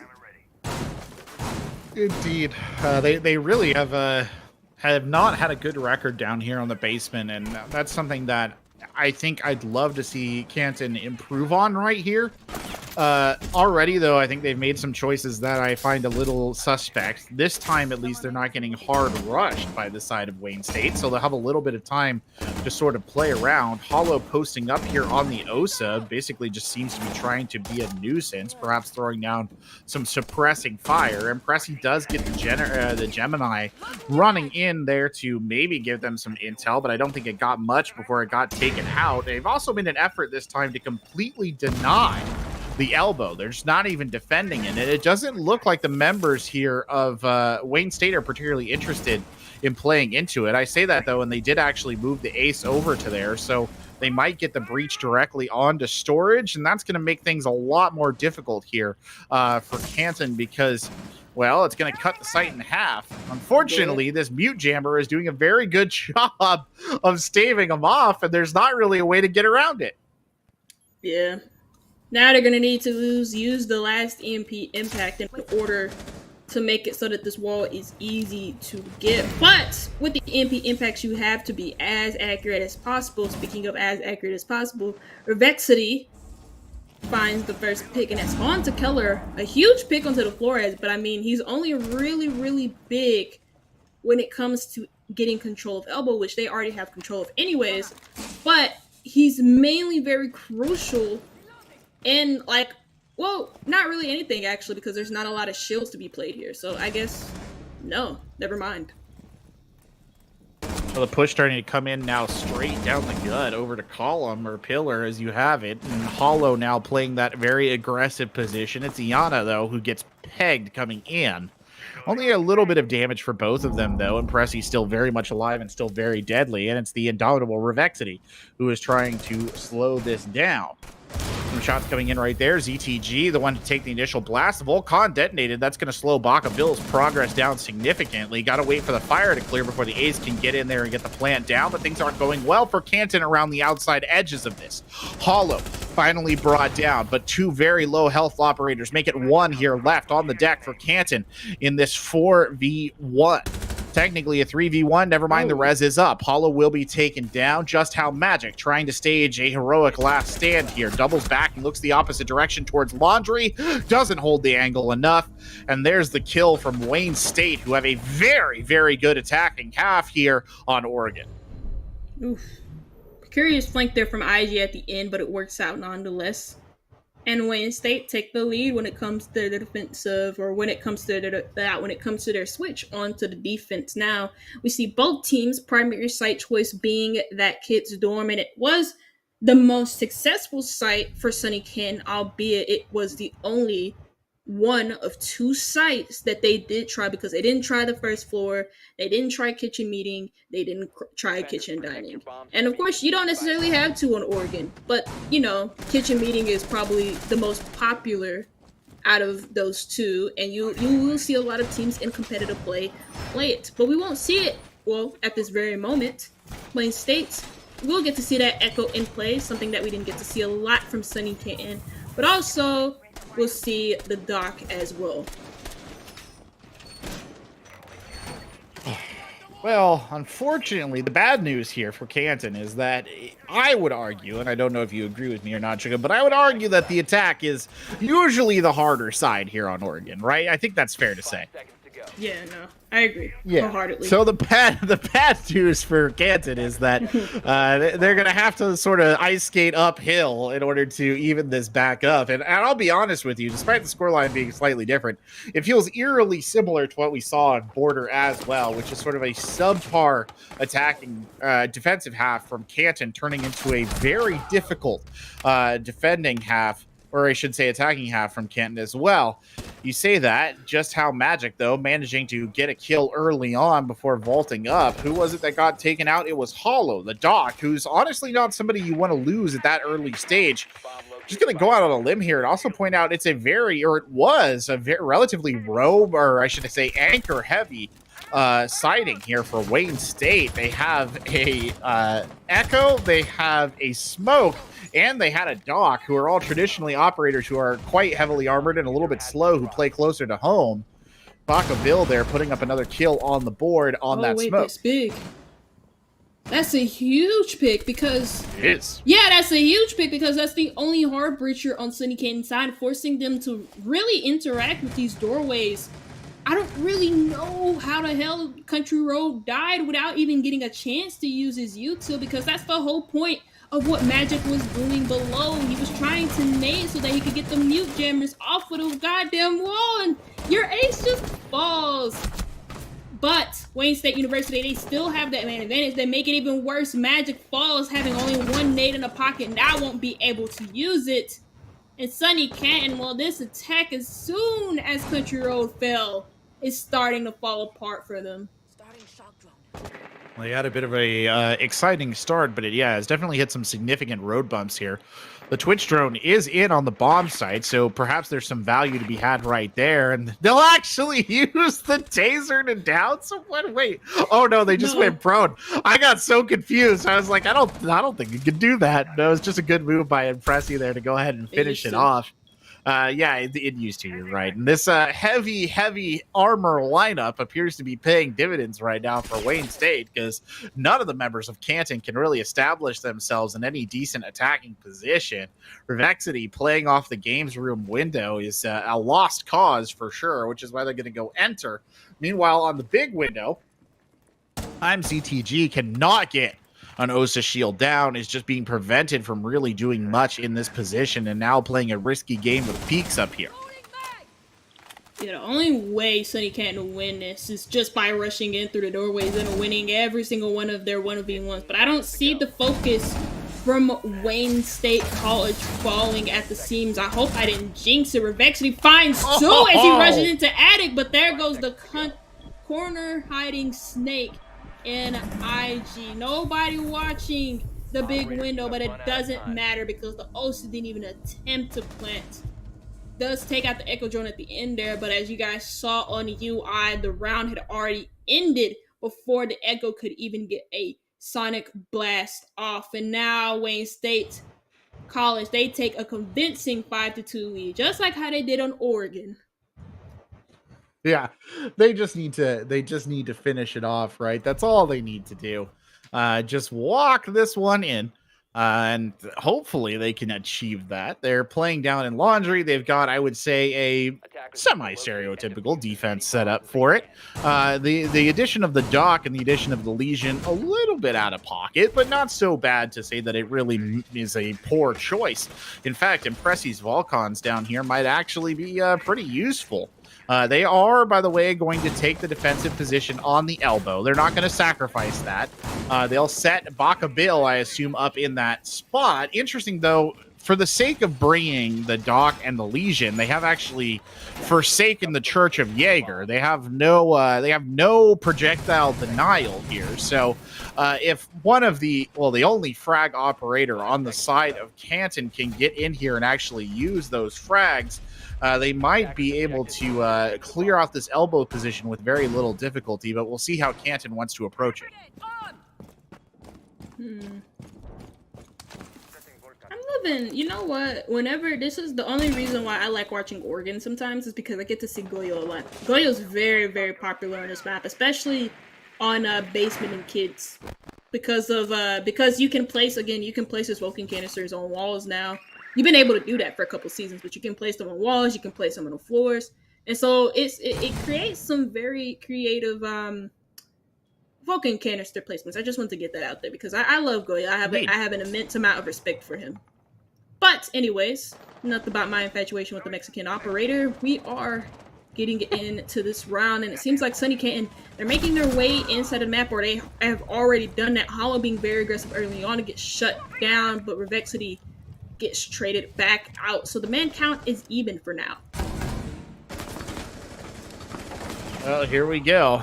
IG trying to get up the stairs, just holding out. It's not gone particularly well for Canton, and this may not be a surprise. Baka Bill is actually pushed all the way up off the shield now. No fear Cavalier right there. He will peel back, though, the minute a flash grenade comes in. Just how Magic trying to make some magic happen. Clear out the roamer on the top floor, pulls off the ADS at the wrong moment, and IG secures the kill. So IG, the roamer, has just collected the various skulls here of Wayne State University, and Broccoli, or actually Baka Bill, I don't know why I called him Broccoli. I saw the B. Comes swinging out of bunker. Okay, maybe a little bit ambitious right there. I'm not going to lie. He tried to swing into his smoke, and he got smoked for his troubles.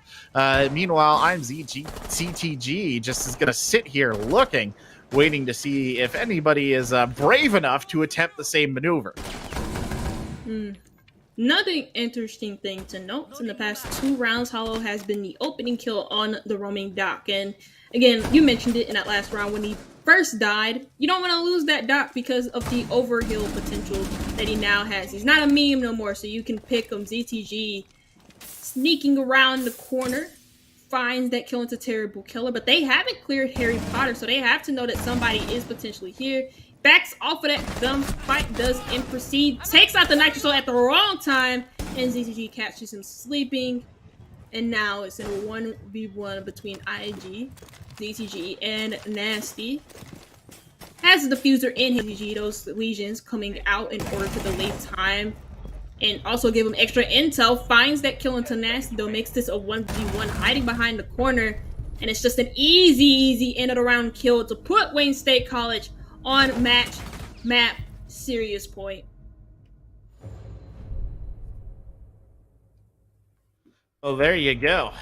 Match point, series point, Wayne State having it all their way here against Canton, who just have not been able to hit their rhythm in this particular context. And nothing, I feel a bit bad for them, to be honest, because nothing Canton seems to be doing right now is working. And you do get to a point, I think, certain times where it just feels like you're trying to throw stuff up at a wall and see what sticks. And you get the feeling that maybe Canton has sort of reached that stage and Wayne State is just feasting off of it. I do think that Wayne State has done pretty well, though, on this map in general. They've looked coordinated. Their defensive setups have been mostly solid, not making a lot of the same mistakes that sort of plagued Canton on their defensive side, which is really, I think, the big difference maker here as they go down to kitchen and meeting. And this is where the Osa pick kind of gets most of her value. Of course, you can make good use of it out of the Osa on the basement site and also the second floor site in particular, especially on the second floor when it comes to like big window holds or even holding down attic if you decide to go for an attic master bedroom split push on kids. But on this site in particular, where she finds her bread and butter, as we do get to see 6 nitro cells, interesting. Where she finds her bread and butter is on those meeting attacks. I mean, again, we see Sunny can find the first pick, and it is onto Hollow, who's playing on the smoke. So Wayne State College, they're not really giving Sunny K in that respect, but not only that, they're getting very aggressive early on. It doesn't pay off, but at least they're able to find a quick trade.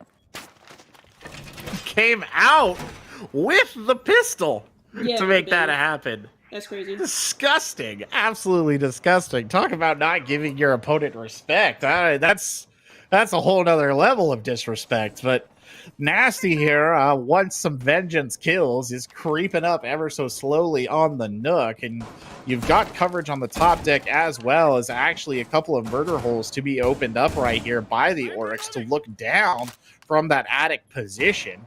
Again, though, we've seen this kind of bit of play before where nobody really bothers to clear out people who are in positions like what Impresi is in right now. Nasty maybe could do it, but I don't think they have a lot of tools to actually make it happen. Impresi just sort of settling in, goes prone and starts to look through the drone hole, pulls out the pistol here and goes for a couple of feet shots. Won't connect. So things going at a bit of a slow pace as ZTG goes ahead and gets the claw shield down and gives them another angle through which they can fire in. Just how Magic now starting the drones in, and this is something they probably should have done a little bit earlier. Also playing games with the drones. I don't know if that's a effective use of time, all things considered.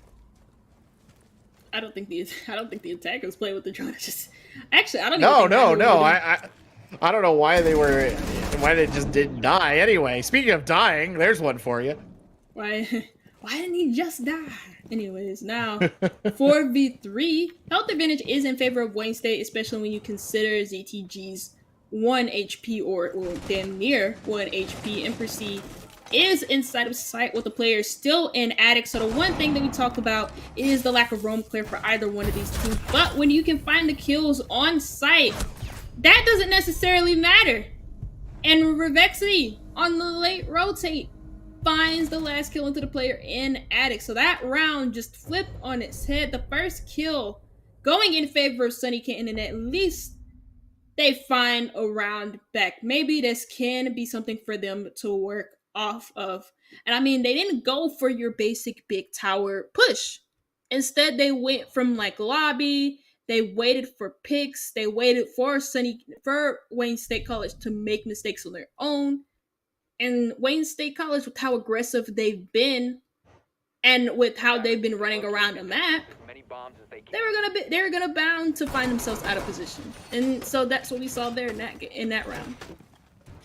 The one problem, of course, is now that Wayne State, that was the tertiary bomb site, right? That is the last bomb site you want to play. Yeah. So what do you pick at the end? You've gone back up to bomb site numero uno now, which is, I mean, it's a good eternal argument between basement and dorms, but it does seem like dorms is winning these days as primary bomb site.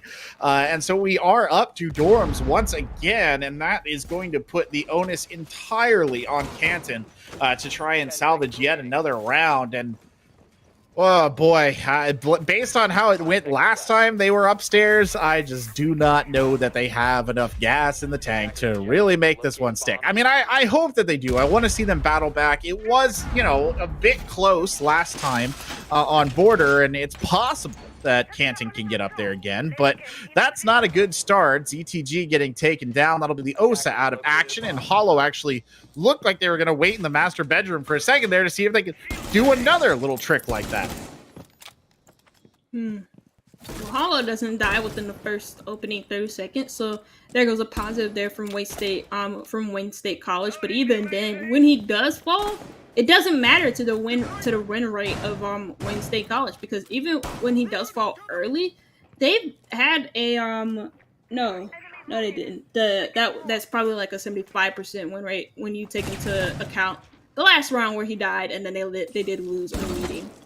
But now We do get to see some drones, the Twitch drone just missing on its mark. He's still being droned down under the sheets of the dirty mattress right in front of Paulo, who gets to escape with his life. Nobody holding the doorway and watching for that run out. And nobody really acting on the information that is given to them. They don't want to give these early gunfights to Wayne State College. And I mean, that could spell something like maybe they're afraid to take these early gunfights. But even then, Hall is not afraid. But, you know, that overzealousness turns into him dying early. ZCG does fall second. But even regardless of that, it is, well, now a minute advantage in Wayne State College's favor. 1 minute, 30 seconds left on the clock. Terry Bull Keller holding the long angle out of Attic. A dangerous angle, but one that can be quite effective. Frag grenade through the floor, though. Catches IG completely unprepared. Not enough magnets in the world to prepare and protect you from that kind of attack. Now the rotate coming over right here. The alibi. Tricky little bit of play from Impresi right there. Unfortunately, they can't confirm the kill. He just genuinely could not get up fast enough from the prone position to get in and strike when needed.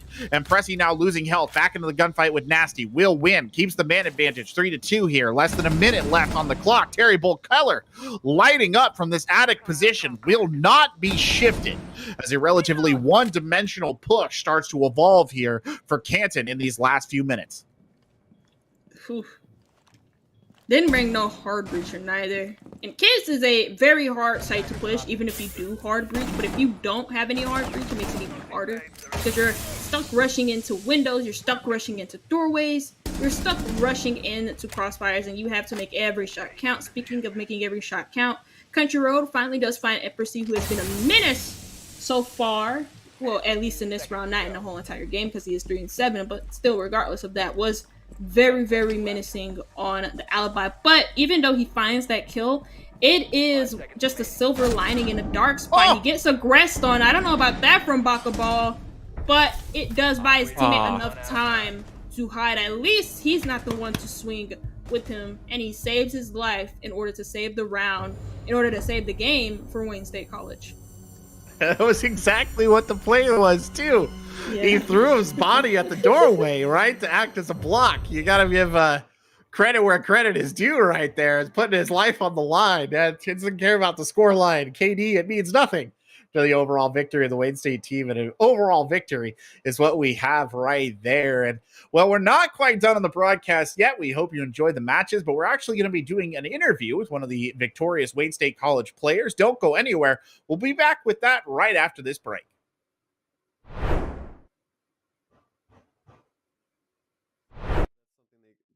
Should be considered, and also like the time frame as well, because if you commit yourself to a collegiate team, it could potentially be a long time, you know. So just consider it and think through like all your options, and don't ever make a decision just off like an emotional reaction or anything like that. Just like, you know, think it through, I guess. So for you personally, how many hours do you think you game a week? That's a good question. It's actually way less than it used to be, but before I would be putting in probably several hours a day into Smash. About a year ago, I was like really, really grinding it and put a lot of effort into it. But lately, like my priorities have shifted just a little bit, just because there's other things I need to focus on. Like I started working again recently and stuff like that. So it's taken a little bit of a backseat, but it's always something I focus on. So like, even though I'm not necessarily playing all the time right now, I still try to get at least 30 to 60 minutes in a day. But I've been really busy lately, so it hasn't been looking like that lately. But if I'm not doing that, then there's still other stuff that kind of goes into it. Like I do a lot of research on mentality stuff and like stuff like meditation and stuff. So if I'm not gaming or whatever, there's still other things that I feel like is going towards my improvement at the game. Could you expand a little bit on like meditating and how that helps you? Yeah. So with a game like Smash, it can be like really volatile, and one of the reasons why I pursued Smash is because, well, I've always liked it since a young age, but also it's always been like really challenging. Like Smash 4 came out, I'm like, okay, I'm gonna start competing with Smash 4, and I started playing it. For whatever reason, when I started playing it, like I realized that I was getting frustrated, you know, like I was like kind of getting a little bit angry, and like anger is something I don't really feel very often. So it was kind of like a challenge for me. I'm like, okay, this is really challenging. This game is really hard. I want to figure out how to do this. Like I want to challenge myself. And that was a lot of reason why I did that. And in Smash, just like some other things, like it can be comparable to kind of like chess and tennis in a way with like mentality aspects. And I used to play tennis in high school, and I was never really like super good at it, but I was like I was really into it whenever I was playing for some reason. And there was a lot of frustration in that too back in high school when I played. So it was like it was figuring out how to manage that frustration and how to like get it under control and actually channel it into something useful. Because one of my goals is always to be like, I want to be like a calm and collected person when I play. You know, I like, even though I'm an emotional person, I can be an emotional person because I'm passionate and I care a lot about it. But that's kind of where the meditation comes in, because it lets you kind of be more like at one with yourself and your emotions and how you feel and stuff like that. And also just kind of eases your mind a bit, and it can really help in those situations. Like if you practice meditation and then you're in game and you're playing, and there's a situation where it's like super high tense situation, it can kind of give yourself the advantage, because you might be a lot more calm than your opponent if you do practice stuff like meditation. And it just has a bunch of other benefits as well, because with something like Smash, I try to be like the best I can be in game and like out of game. I think there's a lot of factors that go into it, and I feel like if I improve everything that I can to the best of my ability, then it gives me like the highest chances to win, like in the game. I know you speak about frustration and anger, but what about nerves? Like, do you get nervous? Every now and then I definitely do get a little bit nervous. A lot of the things, like a lot of the my nerves I kind of quell at this point, because I've been playing for like so long, where it's like if I go to a tournament and I sit down, it's just like it's just me in the game, like it's just me in the match, and that's the goal, and it's just trying to learn and just play what's in front of me, you know. But sometimes it does. There are a little bit of nerves, like for example in Vegas, because I'm not very often playing on like big stages. Sometimes it's smaller tournaments, and at Vegas it was a bigger stage and there was a lot more people watching, so it was a bit more of a unique situation that I wasn't always in, and there was a little bit of nerves there, although it was a bit under control. But um, I think I definitely have the nerves mostly under control. And if there's a new situation like the stage one, I feel like just having more experience with that kind of stuff kind of help quells it. And also it's just because there's also other methods too, like telling yourself like, uh, like self-affirming stuff, I'm this is what I do. I'm just gonna go up there and play the game and do my best. And telling yourself that kind of stuff helps with nerves a lot too. So. As a coach, do you tell those things to the people that you're coaching as well when they're nervous? Yeah, I try a lot to practice what I preach, and I do in my coaching. There's a lot of mentality coaching too, because uh, I feel like on a lot of I feel like it's a really interesting part of the game and just a part of life too. And I feel like it's not something people focus on a lot with coaching. I feel like a lot of coaching, they're focusing on technical aspects, in-game aspects. Like what can you do in this situation that can be better. But sometimes like mentality comes first, and they're not going to be able to make those steps and make those leaps without like making a change in their mentality first, or at least trying to make an improvement somewhere there. And there's a lot of different like perspectives for it, but yeah. I really admire your mindset. That's really cool. A lot of the Thank gamers you. that I've talked to are like aggressive. It's Thank you. really cool to hear that. Switching. Hello, ladies and gentlemen, and welcome back to ECAC Esports. You just saw a great victory there for Wayne State in tonight's matchup against Canton. I'm quarterback. Alongside me is Suga, and we have one of the victorious Wayne State members here in the chat to talk to us. It is Impressi. Welcome aboard, Impressi. Congratulations on your win. Thank you. Well, I know that Suga has some questions to start off with, so all yours. On one round in Border, one thing that we talked about was the Monty pick that you guys went with on one of your attacks. And one assumption that we had was because you guys were having trouble when it came to like getting anywhere like near the site and site executions. And also you guys were having trouble with the roam a lot of the times.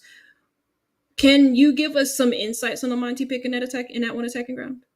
Yeah, so on Border, that's our map pick, and I feel like sometimes we kind of struggle on attacking Border, and I feel like our backup is to usually rely on the Montane play because a lot of teams don't expect it and kind of don't know how to play it on that site. So, I mean, it worked out for us pretty well. So, Yeah, I really did like the Montes. I also like the placements of y'all smokes. That's one thing that I Yeah. kind of like gushed about a lot. But Oregon was Sunny Canton's map pick, and one things that I wanted to wonder was what was your approach on the attack on Oregon, because it was more of the same with the roam from Sunny Canton, but it wasn't as effective as it was on border. Yeah, we kind of learned how they played on border for the roaming, especially. So we kind of tried to just get picks early and then push off those picks. I know our player Hollow really did well at taking out their roamers, which really helped us push in the site easier. But in general, I mean, for attacking them, I feel like their strat was mainly it just reminded us of like a rank strat. So we kind of played well. We already knew how to play off that. So I think we played it well. Okay. Well, that's fair. I do have to ask, this was a matchup against another 3-1 team. You're tied for third place. Did you expect a difficult game coming into tonight's match, or did you guys think that you were going to kind of walk this one through? I mean, I don't know. I feel like we're a confident team. We know our strengths and our weaknesses, and we kind of looked into them a little bit. And I feel like we came in very confident with the game, especially with how we played on border to start. So I feel like in general we were really confident heading in and played confidently. So You certainly did. Guess final question here. Anyone in the team or in the organization, you want to shout out for a particular contribution tonight or anything big they did even behind the scenes to help you guys win? Well, of course, our esports coach Nick does a great job of talking to everyone and getting us ready to play. And then we have Baka Bill really helps me as a captain. Our two new freshmen, Hollow and Edgy, do a great job. They're a great addition.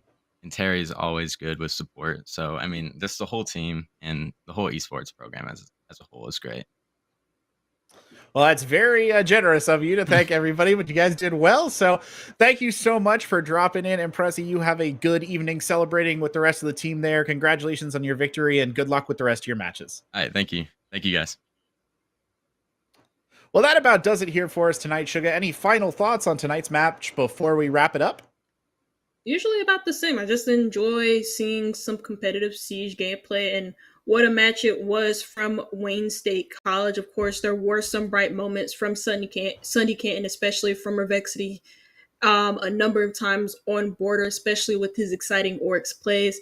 But Wayne State College ultimately deserved the full 3 points, and they will get it. They move their standings 4 wins, 1 losses, and I think they're officially in third place. I think the other people that were tied in third place are now tied for 4th. So there you go. There you go.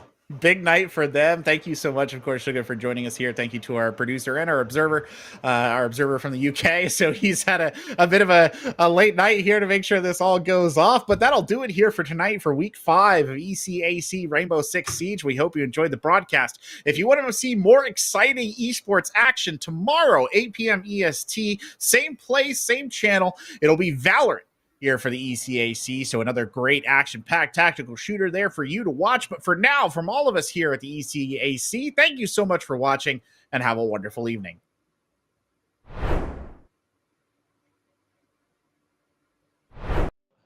Say that. I'll get in trouble. There's one for each game, so teams this weekend, somebody's going to have to explain to TSA why they're coming home with an extra trophy. Fine. We're fine. This is going to be great. Why is everybody staring at me? I'm not even doing anything yet. Is it because I'm in a suit? It looks nice. It's new. I'm stressing. It's all right. We win these. We absolutely win these. I've never seen us lose these. I love him. I don't remember his name. What is going on, everybody? And oh, are we ready? I'll start over. Okay.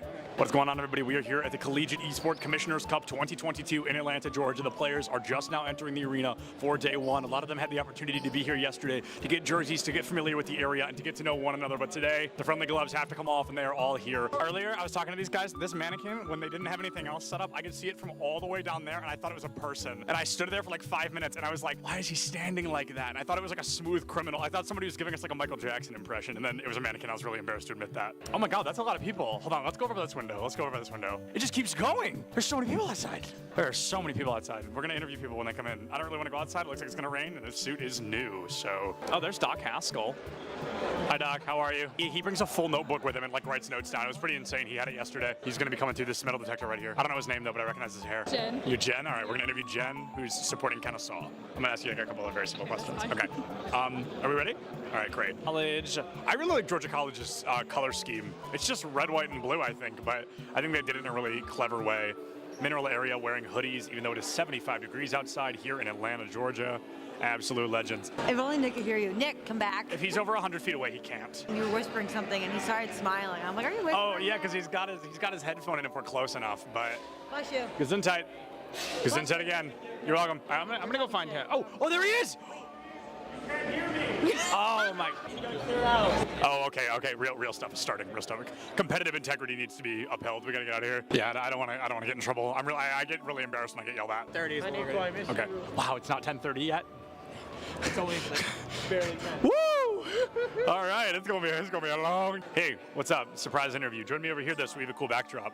What are we here for? Rocket League. Awesome. I'm not going to ask what school you go to because unless you swapped hoodies, that seems pretty clear. Nope. You know, I got my jersey on with my name on it. Oh, you do? Show us your jersey. Look at John T. Turbo here. Yeah, that's not his name. I just keep calling him that. Yeah. His name is John, but my name is John Turbesi. Yeah, that's not John T. Turbo. Yeah, I get the message that I'm going to Nebraska where I met you. Oh, that's so crazy. So context, if we're probably not going to use this, but we're going to talk about it. Turbo and I met at a LAN like over a year ago. That's so crazy. What is going on, everybody, and welcome back to the Collegiate Esports Commissioner's Cup. I am Seb Dillons, joined by a man I have interviewed probably well over 10 times. It's going to be my good friend Neb here from Bay State Overwatch team. Neb looked at me before he started his last series and he said, "We are not dropping a map for the rest of the day." And so far, he has lived up to that title. But Neb, is there anybody you're thinking, we've got to get them out of the way, we've got to take them down? No. No? Just looking at it, each fight's its own, every game? Going into it, just taking it as it comes? I have the confidence right now that we're not going to drop a single map. I love Neb because not only is he confident, but he's correct. Bay State is one of the best Overwatch teams I've ever seen. So it's always good to hear. I love the confidence, and I love Bay State, so I hope they do a great job this weekend. So what qualifier, did you win a qualifier to get here? At-large bid. We're looking at Rocket League, we're thinking high odds, low odds. Where do we think we're walking away? I think pretty high. I think we're doing pretty good. Is there anybody that you're looking at, you're like, please do not let us go up against them unless we absolutely have to? I mean, really, everybody's good competition, so. And sorry, what was your name? Ethan. Ethan from Mineral Area. Yep. Very exciting. Well, Ethan, good luck. Thank you. We'll see you soon. What kind of pass? A player pass? Let me get you a lanyard. No, you actually have to like tape it to your chest, like really awkwardly with masking tape. Okay. And it's gonna fall off. Yeah. It's gonna be uncomfortable, I promise. That's a guarantee. Okay, cut that, I'm gonna sneeze. Okay, great. I'm great, everything's good. Who do we interview? Who should we interview? I don't know, I'm just here. I need caffeine.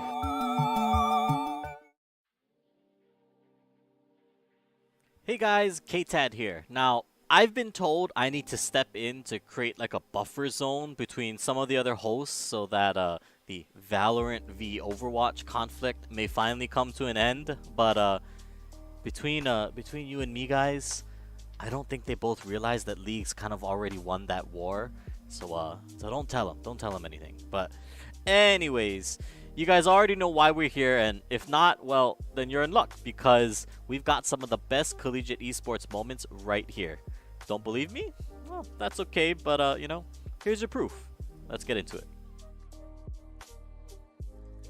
To start us off, we have the combo of Matt and Festive as they execute a brilliant mid-air handoff to close out Game 2 and tie up the series. Here in regulation, can Festive and Matt do it? Matt's there, puts it in, and we do get the go-ahead goal. Is it going to be enough to end it here in reg? 25 seconds left right here. About 2 minutes since our last goal. 5th total in this one. Is this looking like moderately? Feeling thirsty? Well, if you are, then Crollo's got what you need with these sick plays on Pac-Man.